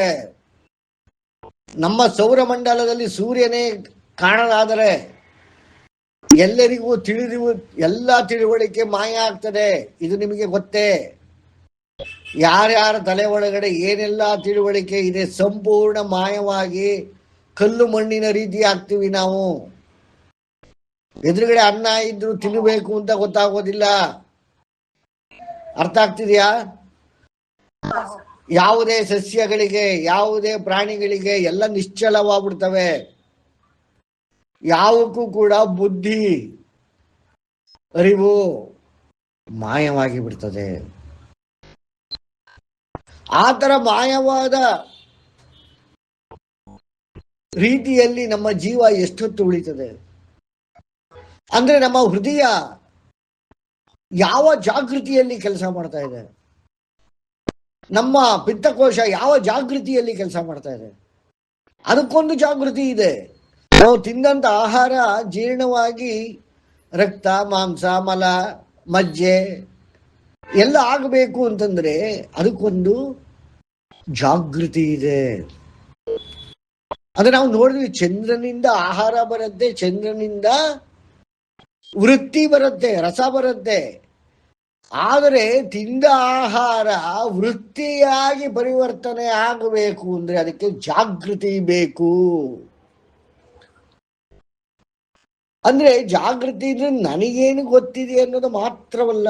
ಈಗ ನಾನು ಏನೋ ಒಂದು ತಿಂತೀನಿ, ಒಂದು ದೋಸೆ ತಿಂತೀನಿ, ಅದು ಹೇಗೆ ರಕ್ತ ಆಯ್ತು, ಮಾಂಸ ಆಯ್ತು, ಮಜ್ಜೆ ಆಯ್ತು ನನಗೆ ಗೊತ್ತಿಲ್ಲ. ಅದನ್ನ ಕೈಗೆ ಒಂದು ದೋಸೆ ಕೊಟ್ಬಿಡುತ್ತೆ, ನಿಮ್ ಕೈಗೆ ಒಂದು ದೋಸೆ ಕೊಟ್ಬಿಟ್ಟು ಇದನ್ನ ನಿನ್ನ ರಕ್ತ ಮಾಡಿಕೋ, ನಿನ್ನ ಮಾಂಸ ಮಾಡಿಕೋ, ನಿನ್ನ ಮೂಳೆ ಮಾಡಿಕೋ ಅಂದ್ರೆ ಮಾಡ್ಕೊಳಕ್ ಆಗತ್ಯ ನಮ್ಮ ಕೈಲಿ? ಆಗೋದಿಲ್ಲ. ಬಾಯಿಂದ ಅಗದು ಬಿಟ್ಟು ನುಂಗಿದ ಮೇಲೆ ಅದೇ ಬೇರೆ ಜಾಗೃತಿ, ಅಂತರಂಗದ ಜಾಗೃತಿ. ಇದನ್ನ ಇನ್ನರ್ ಇಂಜಿನಿಯರಿಂಗ್ ಅಂತ ಬೇಕಾದ್ರೂ ಕರಿಬಹುದು, ಅಥವಾ ಒಂದು ಆಪರೇಟಿಂಗ್ ಸಿಸ್ಟಮ್ ಕಂಪ್ಯೂಟರ್ ಇರುತ್ತಲ್ಲ ಆ ರೀತಿ ಅಂತ ಬೇಕಾದ್ರೆ ಅನ್ಕೋಬಹುದು. ಈ ರೀತಿ ನಮ್ಮಲ್ಲಿ ಎಷ್ಟು ರೀತಿಯಾದ ವೃತ್ತಿಗಳಿದೆ. ಇದಕ್ಕೆಲ್ಲ ಸಪೋರ್ಟ್ ಆಹಾರ ಕರೆಕ್ಟು. ಬಾಯಿಂದ ಅಗದು ನುಂಗಿದ ಮೇಲೆ, ಗಂಟ್ಲಿಂದ ಇಳಿದ ಮೇಲೆ ನಮ್ಮ ಹಿಡಿತದಲ್ಲಿಲ್ಲ. ಯಾವುದು ಏನಾಗಬೇಕು ಗೊತ್ತಿಲ್ಲ, ಇವತ್ತು ಗೊತ್ತಿಲ್ಲ. ಸುಮ್ಮನೆ ತಿಂತೇವೆ, ಇರ್ತೇವೆ, ನಮ್ಮ ಕೆಲಸ ನಾವು ಮಾಡ್ತೇವೆ, ಸರಿಯಾಗಿ ನಡೀತಾರೆ, ನಡ್ಕೊಂಡು ಹೋಗ್ತೇವೆ. ಆದ್ರೆ ಇದ್ರ ಒಳಗಡೆ ಒಂದು ಅಗ್ನಿ ರೂಪ ಇದೆಯಲ್ಲ, ಜಠರಾಗ್ನಿ, ಭೂತಾಗ್ನಿ, ಈ ತರ ಹಲವಾರು ರೀತಿಯಾದ ಅಗ್ನಿಗಳಿದೆ. ಒಟ್ಟು 72 ಪ್ರಭೇದ ಅಗ್ನಿಗಳಿವೆ. ಶಳಿ 72 ಪ್ರಭೇದ, ಅದೇ 72,000 ನಾಡಿಗಳು, ಅದೇ ಬೃಹತಿ ಸಹಸ್ರ, 72 ಛಂದಸ್ಸಿರುವಂತಹ 1,000 ಮಂತ್ರ. ಅಂದ್ರೆ ವಿಷ್ಣು ಸಹಸ್ರನಾಮ 1,000 ಕೆಲಸಗಳು ನಮ್ಮಲ್ಲಿ ನಡೀತವೆ. ಅಂದ್ರೆ ಚಂದ್ರನಿಂದ ಅದಕ್ಕೆ ಅವಶ್ಯಕವಾಗಿರುವ ವೃತ್ತಿ ಬೀರ್ತದೆ. ಆದರೆ ಅದಕ್ಕೆ ಬೇಕಾಗಿರೋ ಸಾಫ್ಟ್ವೇರ್ ಸೂರ್ಯನಿಂದ ಬರ್ತದೆ. ಇದೆಲ್ಲ ಸರಿಯಾಗಿ ನಡೆದ್ರೇನೆ ಜೀವ ಅನ್ನೋದು ನಮ್ಮಲ್ಲಿ ನಿಂತ್ಕೋತದೆ. ಇಲ್ಲಿ ಹೋದ್ರೆ ಜೀವ ಹೊರಟೋಗ್ತದೆ. ಜೀವ ಸತ್ತೋಯ್ತು ಅಂತ ಹೇಳೋದಿಲ್ಲ, ಜೀವ ಹೊರಟೋಯ್ತು ಅಂತ ಹೇಳ್ತೀವಿ. ಪ್ರಾಣ ಸತ್ತೋಯ್ತು ಅಂತಲ್ಲ, ಪ್ರಾಣ ಹೊರಟೋಯ್ತು ಅಂತೀವಿ. ಆತ್ಮ ಸತ್ತೋಯ್ತು ಅಂತ ಹೇಳಲ್ಲ, ಆತ್ಮ ಹೊರಟೋಯ್ತು ಅಂತೀವಿ. ಈ ಹೊರಟೋಯ್ತು ಹೊರಟೋಯ್ತು ಹೊರಟೋಯ್ತು ಅಂತ 3 ಸಲ ಹೇಳ್ತೀವಲ್ಲ, 3 ಥರ. ಯಾಕೆ ಅಂದ್ರೆ ಜಾಗೃತಿ ಕಮ್ಮಿ ಆದಾಗ, ಅಂದ್ರೆ ರಸವೂ ಇದೆ, ಆಹಾರವೂ ಇದೆ, ಆದರೆ ಅದನ್ನು ಉಪಯೋಗಿಸಿಕೊಳ್ಳುವ ಜಾಗೃತಿ ಇಲ್ಲ ಅಂದಾಗ ಎಲ್ಲವೂ ವೇಸ್ಟ್. ನೋಡಿ, ಸೂರ್ಯನಿಂದ ಬರುವ ಕಿರಣಗಳನ್ನೇ ಪ್ರತಿಫಲಿಸುವುದು ಚಂದ್ರ. ಚಂದ್ರನು ಕೊಟ್ಟಿರುವುದೆಲ್ಲ ಉಪಯೋಗ ಆಗಬೇಕು ಅಂತಂದ್ರೆ ಅದಕ್ಕೆ ಬೇಕು ಸೂರ್ಯ. ಹಾಗಾಗಿ ಇದು ಕೂಡ ಒಂದು ಅಗ್ನಿ, ಇದು ಕೂಡ ಒಂದು ಮೊಮೆಂಟಮ್. ನಾವು ಒಂದು ದಿನದಲ್ಲಿ ನನ್ನ ಜೀವಕ್ಕಾಗಿ, ಇನ್ನೊಬ್ಬರಿಗಲ್ಲ, ಬೇರೆ ಯಾರಿಗೂ ಮಾಡಬೇಡಿ, ನಿಮ್ಮ ಜೀವಕ್ಕಾಗಿ, ನಿಮ್ಮ ಜಾಗೃತಿಗಾಗಿ. ಇಲ್ಲಿ ಜಾಗೃತಿ ಅಂದ್ರೆ ನಾನು ಡಾಕ್ಟರೇಟ್ ತಗೊಂಡೆ, ಸರ್ಟಿಫಿಕೇಟ್ ತಗೊಂಡೆ, ಅದೊಂದೇ ಅಲ್ಲ. ಜಾಗೃತಿ ಅಂದ್ರೆ ಒಳಗಡೆ ಗ್ಯಾಸ್ಟ್ರಿಕ್ ಪ್ರಾಬ್ಲಮ್ ಆಯಿತು ಅಂದ್ರೆ ಅಲ್ಲೇನೋ ಜಾಗೃತಿ ಪ್ರಾಬ್ಲಮ್ ಆಗಿದೆ ಅಂತ ಅರ್ಥ. ಅದು ಸರಿಯಾಗಬೇಕು. ಹಾಗಾಗಿ ಸೂರ್ಯನ ಕಿರಣಗಳಿಗೆ ಒಡ್ಡಿಕೊಳ್ಳುವುದರಿಂದ ರಾತ್ರಿ ಹೊತ್ತು ಸೇವಿಸಿದ ಆಹಾರ ಮತ್ತೆ ರಸ ಎಲ್ಲವಕ್ಕೆ ಅವಶ್ಯಕವಾಗಿರುವ ಜಾಗೃತಿ ಬರ್ತದೆ, ಜೀವ ಗಟ್ಟಿಯಾಗ್ತದೆ. ಅಂದ್ರೆ ಸೂರ್ಯನ ಉಪಾಸನೆಯಿಂದ, ಅಂದ್ರೆ ಸೂರ್ಯನಿಗೆ ನಾವು ಒಡ್ಡಿಕೊಳ್ಳುವುದರಿಂದ, ಸೂರ್ಯನ ಆವೇಗವನ್ನು ನಾವು ಪಡೆಯುವುದರಿಂದ ನಮ್ಮ ಜೀವ ಗಟ್ಟಿಯಾಗ್ತದೆ. ಯಾಕೆಂದ್ರೆ ಜಾಗೃತಿ ನಮ್ಮಲ್ಲಿ ಇನ್ನೂ ಜಾಗೃತವಾಗ್ತದೆ, ಶಾರ್ಪ್ ಆಗ್ತದೆ. ಯಾರಿಗಾದ್ರೂ ಡೌಟ್ ಇದೆಯಾ ಸೂರ್ಯನ ಬಗ್ಗೆ? ಸೂರ್ಯ ಅನ್ನೋ ಪದದ ಅರ್ಥ ಗೊತ್ತೇ ಯಾರಿಗಾದ್ರೂ? ಸೂರ್ಯ ಅಂತಂದ್ರೆ ಹೊಲಿಗೆಗಾರ, ಸೂತ, ಹೊಲಿಯುವವ, ಟೈಲರ್ ಅಂತ ಅರ್ಥ. ಅಂದ್ರೆ ನಮ್ಮ ಜಾಗೃತಿಯಿಂದ ಜೀವವನ್ನ ಹೊಲಿದು ಅಗತ್ಯವಾದ ಕೆಲಸಗಳನ್ನ ಉತ್ಪತ್ತಿ ಮಾಡಿ ಚಂದ್ರ ನೀಡಿದ ರಸವನ್ನು, ಆಹಾರವನ್ನು ತೆಗೆದುಕೊಂಡು ನಮ್ಮನ್ನ ಬದುಕುವಂತೆ ಮಾಡ್ತಾನಲ್ಲ. ಹಾಗಾಗಿ ಸೂರ್ಯ ಅಂದ್ರೆ ಸೂತ ಅಂದ್ರೆ ಹೊಲಿಗೆಗಾರ. ಹಾಗಾಗಿ ಸೂರ್ಯಪುತ್ರನಾದ ಕರ್ಣ ಸೂತಪುತ್ರ ಅಂತ ಮಹಾಭಾರತ ಕೇಳಿರ್ಬೇಕಲ್ವೇ ನೀವೆಲ್ಲ? ಸೂತ ಅಂದ್ರೆ ಹೊಲಿಯುವವ, ರಥ ಓಡಿಸುವವ. ಅದೇ ತರ ಹೆಂಗಸರಲ್ಲಿ ಸೂತವಾಯು, ಪ್ರಸೂತವಾಯು ಅಂತ ಗರ್ಭದಲ್ಲಿ ಬೀಸ್ತದೆ. ಆ ಪ್ರಸೂತವಾಯು ಅಂದ್ರೆ ಸೂತ, ಸೂರ್ಯನಿಂದ ಬಂದಂತ ಸೂತ, ಅದಕ್ಕೆ ಪ್ರಸೂತ, ಪೃಥಕ್ ಸೂತ. ತನಗೆ ಬೇಕಾದ ವಾಯು ಅದು ಹೆಂಗಸರ ಗರ್ಭದಲ್ಲಿ, ಗರ್ಭಕೋಶದಲ್ಲಿ ಸರಿಯಾಗಿ ಬೀಸಿದರೆ ಮಾತ್ರ ಅವರಿಗೆ ಮಕ್ಕಳಾಗೋದು. ಈ ವಾಯುವಿನ ತೊಂದರೆ ಇದ್ದವರಿಗೆ ಮಕ್ಕಳಾಗೋ ಪ್ರಾಬ್ಲಮ್ ಆಗ್ತದೆ, ಅಥವಾ ಅಬಾರ್ಷನ್ ಪ್ರಾಬ್ಲಮ್ ಆಗ್ತದೆ, ಅಥವಾ ಪರಿಪೂರ್ಣ ರೀತಿಯಲ್ಲಿ ಮಕ್ಕಳು ಹುಟ್ಟೋದಿಲ್ಲ, ಅಥವಾ ನಾರ್ಮಲ್ ಡೆಲಿವರಿ ಆಗೋದಿಲ್ಲ. ಈ ಕಾಲದಲ್ಲಿ ಎಲ್ರಿಗೂ ನಾರ್ಮಲ್ ಡೆಲಿವರಿ ಆಗ್ತಾ ಇಲ್ಲ. ಯಾಕೆ ಅಂದರೆ ಸೂರ್ಯನಿಗೆ ಒಗ್ಗೋತಾ ಇಲ್ಲ. ಸೂರ್ಯನಿಗೆ ತಮ್ಮನ್ನು ತಾವು ಒಡ್ಡಿಕೊಳ್ಳದೆ ಇರೋದ್ರಿಂದ ಹೆಂಗಸರಿಗೆ ಪ್ರಸೂತ ವಾಯು ಸರಿಯಾಗಿ ಕೆಲಸ ಮಾಡ್ತಾ ಇಲ್ಲ, ಅದು ವಿಕೃತಿ ಆಗಿದೆ. ಹಾಗಾಗಿ ಸಿಸೇರಿಯನ್ ಕೇಸ್ಗಳು ಜಾಸ್ತಿ ಆಗಿದೆ.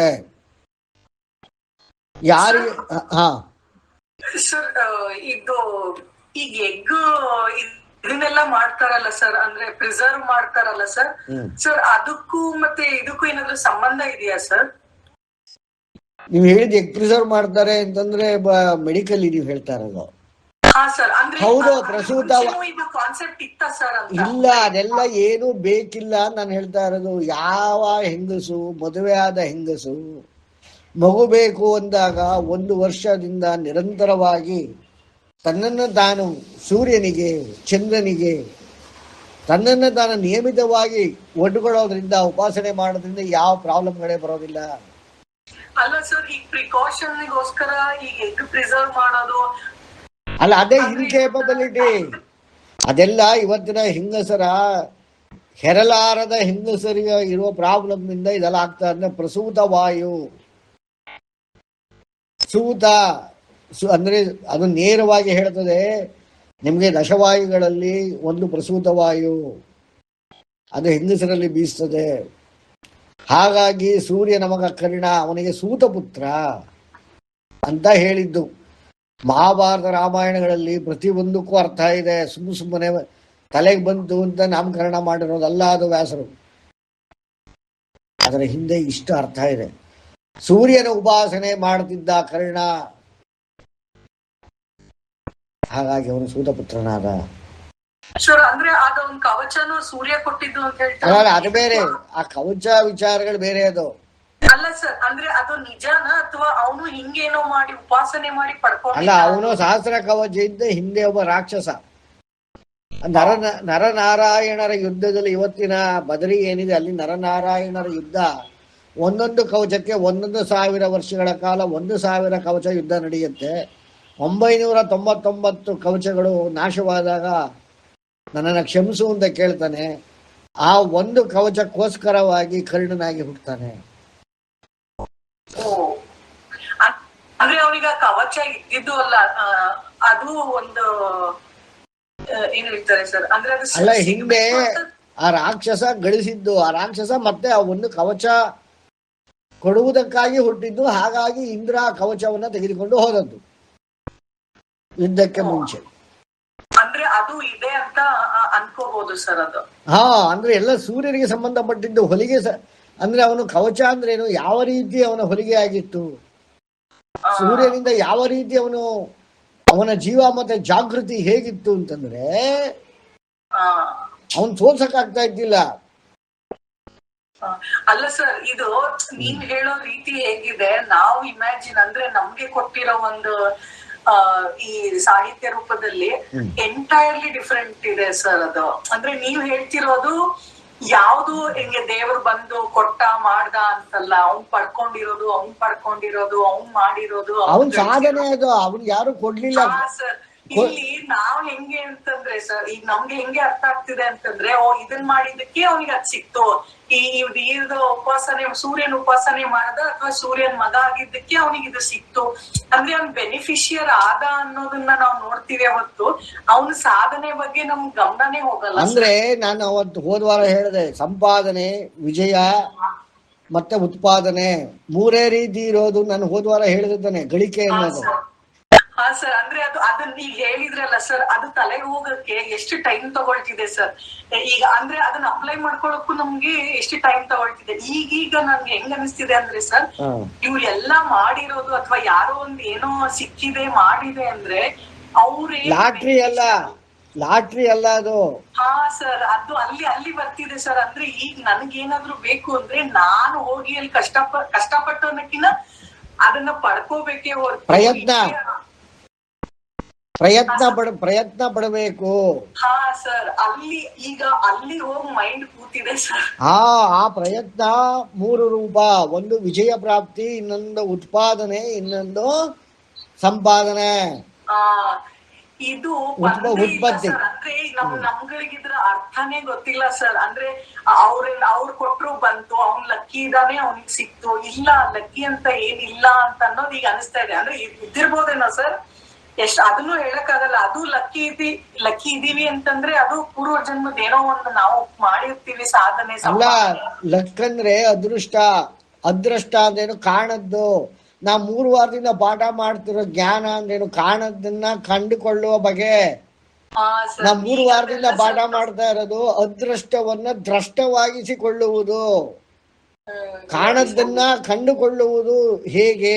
ಅದಕ್ಕೆ 3 ಮಾರ್ಗ: ಚಂದ್ರ, ಸೂರ್ಯ, ಭೌತಿಕ ಬೆಂಕಿ, ಭೌತಿಕಾಗ್ನಿ. ಸರಿ, ಎಷ್ಟು ಇದು ನಾವ್ ಎಷ್ಟು ತಪ್ಪ ಅರ್ಥ ಮಾಡ್ಕೊಂಡಿದೀವಿ. ನಮ್ಗೆ ಇವೆಲ್ಲ ಗೊತ್ತಿಲ್ದೆ ನಮ್ಗೇನೋ ಬೇಕು, ನಾವ್ ಒಂದ್ ಇಚ್ಛೆ ಪಡ್ಬೇಕು, ಅದಕ್ಕೆ ಯೋಗ್ಯತೆನೆ ಗಳಿಸ್ಕೊಂಡಿಲ್ಲ ಸರ್. ಈಗೀಗ ಏನೋ ಒಂದ್ ಚೂರ್ ಬರ್ತಿದೆ. ಇದು ನಮ್ಗೆ ಅರ್ಥ ಆಗ್ಬೇಕು. ವೇದದಲ್ಲಿ ನೋಡಿ ವರ ಕೊಟ್ಟ, ಇಲ್ಲ ನಾನು ಹೇಳ್ತಾ ಇದ್ದೀನಿ, ಅವ್ನ್ ಬಂದ್ ಕೊಟ್ಬಿಡ್ತಾನೆ, ಇವನ್ ಬಂದ್ ಕೊಟ್ಬಿಡ್ತಾನೆ, ನೀವು ಇಷ್ಟು 100 ಸಲಿ ಆ ದಂಡೆ ಹೊಡೆದ್ಬಿಡಿ, ನಿಮಗೆ ಬಂದ್ಬಿಟ್ಟು ಅವ್ನು ಪ್ರತ್ಯಕ್ಷ ಆಗಿ ತಗೊಂಡ ಕೊಟ್ಟು ಎಲ್ಲಿ ನಾನು ಹೇಳ್ತಾನೆ ಇಲ್ವಲ್ಲ, ನೀವು ತಗೋಬೇಕು ಹಾ ಸರ್, ಅದೇ ಸರ್ ಅಂತ ಅಂದ್ರೆ ಹೇಳ್ತಾರೆ. ಅಲ್ಲಿ ಇವಾಗ ಮೈಂಡ್ ಅಲ್ಲಿ ಹೋಗ್ತಿದೆ ಸರ್, ಈಗ ಹೇಳ್ತಿಲ್ಲ ಅಂದ್ರೆ ಏನು ಇದನ್ನ ಅವ್ನ್ ಪಡ್ಕೊಂಡಿರೋದು ಅಥವಾ ಅಂದ್ರೆ ಒಂದ್ ಚೂರ್ ಹೋಗ್ತಿದೆ ಸರ್ ಇವಾಗ ತಲೆಯಲ್ಲಿ. ಮುಂಚೆ ಎಲ್ಲ ನಾವು ನೋಡಿದ್ದೆ ಸತ್ಯ, ನಾವು ನೋಡಿದ್ದೆ ಹಂಗೆ ಇರುತ್ತೆ, ಮಾಡ್ತಾರೆ. ಅಂದ್ರೆ ಅರ್ಥ ಏನು ಅಂದ್ರೆ, ವೇದ ಹೇಳೋದು ಎರಡೇ, ಪುರುಷ ಮತ್ತೆ ಪ್ರಕೃತಿ. ಅಂದ್ರೆ ಗಂಡು ಹೆಣ್ಣು ಅಂತಲ್ಲ. ಅಂದ್ರೆ ನಿನಗೆ ಕೊಡಬೇಕಾದ್ದೆಲ್ಲ ಪ್ಲಾಟ್ಫಾರ್ಮು ಕೊಟ್ಟಾಗಿದೆ, ನೀನು ಬೇಕಾದ್ದನ್ನ ನೀನು ಗಳಿಸ್ಬೇಕು. ಅದೇ ಗಳಿಸ್ಬೇಕು ಅನ್ನೋದೇ ಪುರುಷ ಪ್ರಯತ್ನ. ಗಳಿಸೋದು ಎಲ್ಲಿ ಎಲ್ಲಿ ಯಾರು ಕೊಡ್ತಾರೆ? ಆ ಪ್ರಕೃತಿ ಕೊಡ್ತದೆ. ಯಾವ ದೇವರು ನೋಡಿ, ಇಲ್ಲಿ ವೇದ ಹೇಳೋದು ಇದಕ್ಕೆ ಯಾವ ದೇವರದ್ದು ಮಧ್ಯದಲ್ಲಿ ಸಿಗ್ನೇಚರ್ ಬೇಕು, ಅವನ ರೆಕಮೆಂಡೇಶನ್ ಲೆಟರ್ ಬೇಕು, ಅವನು ಹೂ ಅನ್ಬೇಕು, ಅವೆಲ್ಲ ಎಂಥದ್ದು ಇಲ್ಲ. ಇಲ್ಲಿ ಪ್ರಕೃತಿಯಲ್ಲಿದೆ, ನಿನಗೆ ಬೇಕಾದನ್ನ ತಗೋ, ಯಾವನು ಕೇಳೋನಿಲ್ಲ ನಿನ್ನ. ಅರ್ಥ ಆಗ್ತಿದೆಯೇ? ಹಾಗಾಗಿ ಇಡೀ ವೇದವೇ ಪುರುಷ ಮತ್ತೆ ಪ್ರಕೃತಿ, ಇಷ್ಟೇ ಹೇಳ್ತಾ ಇರೋದು. ನೀವು ಎಷ್ಟೇ ಹೋದ್ರೂ ಕಡೆ ಹುಡುಕೊಳ್ಳೋದು ರಿಸೋರ್ಸ್ ಏನಿದೆ ಅದರ ತಿಳುವಳಿಕೆ, ಅದನ್ನ ನಾನು ನನ್ನ ಪ್ರಯತ್ನದಲ್ಲಿ ಉಪಯೋಗಿಸಿಕೊಳ್ಳುವ ಬಗೆ ಹೇಗೆ, ಈ ಬಗೆ ಹೇಗೆ ಎನ್ನುವುದೇ ಶಾಸ್ತ್ರ ಅಂತ ವೇದ ಹೇಳೋದು. ಈಗ ಉಪಾಸನೆಯಿಂದ ಹಿಡಿದು ಉಪಾಸನೆ ಹೇಗೆ ಮಾಡಬೇಕು ಅಂತ ಶಾಸ್ತ್ರ ಇದೆ.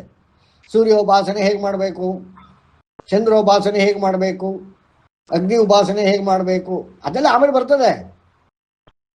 ಬಟ್ ಉಪಾಸನೆ ಮಾಡೋಕ್ ಮುಂಚೆನೆ, ಉಪಾಸನೆ ಮಾಡ್ತಾ ಕೂತವನೇ ಏನ್ ಅನ್ಕೊಂಡ್ಬಿಡ್ತಾನೆ, ನನಗೆ ಸೂರ್ಯದೇವ ಈಗ ಇಳಿದು ಬಂದು ಏನೋ ಕೊಡ್ತಾನೆ, ನಾನು ಉಪಾಸನೆ ಮಾಡ್ತಾ ಇದ್ರೆ ಅಲ್ಲ. ಸರ್ ಇದು ಗೊತ್ತಾಗ್ಬೇಕು ಸರ್, ಬಹಳ ಇಲ್ಲೇ ತಪ್ಪಾಗೋದು ಸರ್. ಸೂರ್ಯನಿಂದ ಉಪಾಸನೆ ಮಾಡಿದವನಿಗೆ ಜೀವ ಮತ್ತೆ ಜಾಗೃತಿ ಗಟ್ಟಿ ಆಗ್ತದೆ. ಚಂದ್ರ ಉಪಾಸನೆ ಮಾಡಿದವನಿಗೆ ವೃತ್ತಿ, ಅಂಗಾಂಗಗಳ ವೃತ್ತಿ ಮತ್ತೆ ಬೇಕಾಗಿರುವ ಆಹಾರ ಸಿಗ್ತದೆ. ಅದೇ ರೀತಿ ಭೌತಿಕ ಅಗ್ನಿ ಅಂದ್ರೆ ಬೆಂಕಿಯನ್ನು ಉಪಯೋಗಿಸುವುದರಿಂದ ನಾವು ಪ್ರಯೋಗಗಳನ್ನ ಮಾಡಬಹುದಾಗಿದೆ ಅಲ್ವೇ? ಸರ್ ಅದೇ ಹೋಮ ಯಜ್ಞ. ಬೇಡ, ಅಡಿಗೆನ ತಗೊಳ್ಳಿ, ಒಂದು ಟೀ ಮಾಡೋದೇ ಇಟ್ಕೊಳ್ಳಿ. ಒಂದ್ ರೊಟ್ಟಿ ಮಾಡ್ಬೇಕು ಅಂದ್ರೆ ಅಗ್ನಿಯಿಂದ ಆಗತ್ತಾ?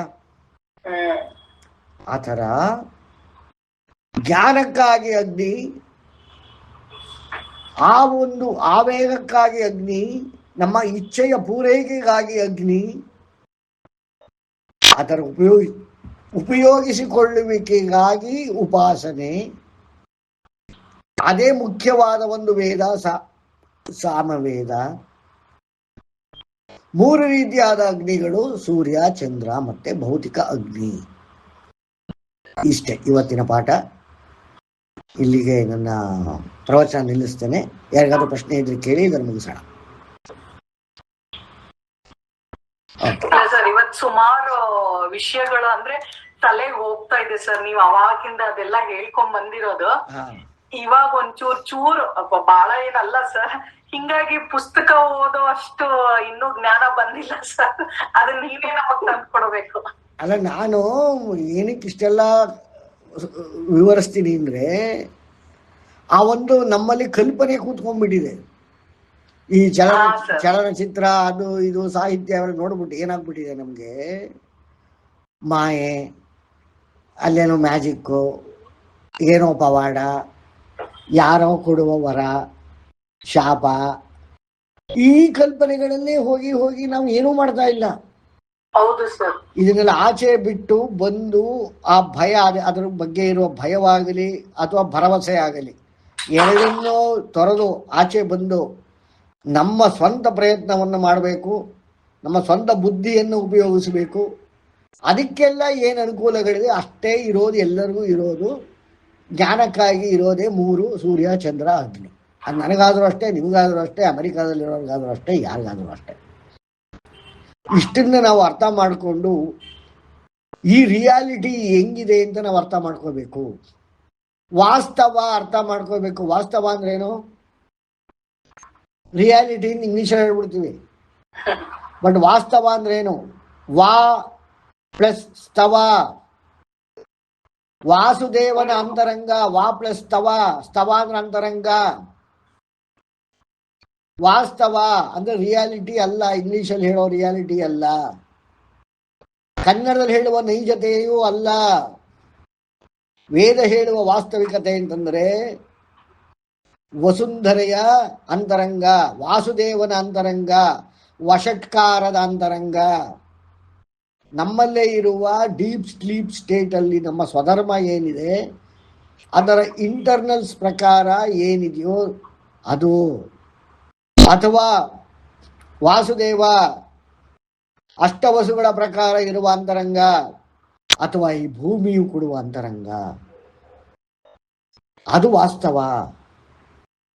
ಆ ವಾಸ್ತವವನ್ನೇ ವೇದ ಹೇಳ್ತಾ ಇದೆ. ಅದನ್ನ ಒಂದು ಭಾಗವನ್ನು ಇವತ್ತು ಹೇಳಿದ್ದೇನೆ ಅಂತ ಹೇಳ್ತಾ ಇವತ್ತಿನ ಕಾರ್ಯಕ್ರಮ ಮುಗಿಸ್ತೀನಿ.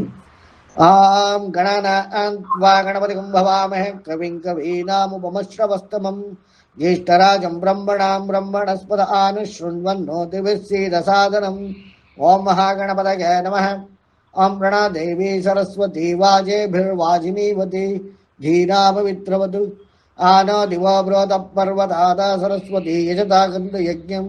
ಓಂ ವಾಗ್ದೇವ್ಯೈ ನಮಃ. ಓಂ ಗುರುಬ್ರಹ್ಮ ಗುರುರ್ವಿಷ್ಣು ಗುರುದೇವೋ ಮಹೇಶ್ವರ ಗುರು ಸಾಕ್ಷಾತ್ ಪರಬ್ರಹ್ಮ ತಸ್ಮೈ ಶ್ರೀ ಗುರವೇ ನಮಃ. ಓಂ ವೇದಮಾತಾ ನಮಸ್ತುಭ್ಯಂ ವರದೆ ಕಾಮರೂಪಿಣಿ ವಿದ್ಯಾರಂಭಂ ಕರಿಷ್ಯಾಮಿ ಸಿದ್ಧಿರ್ಭವತು ಮೇ ಸದಾ.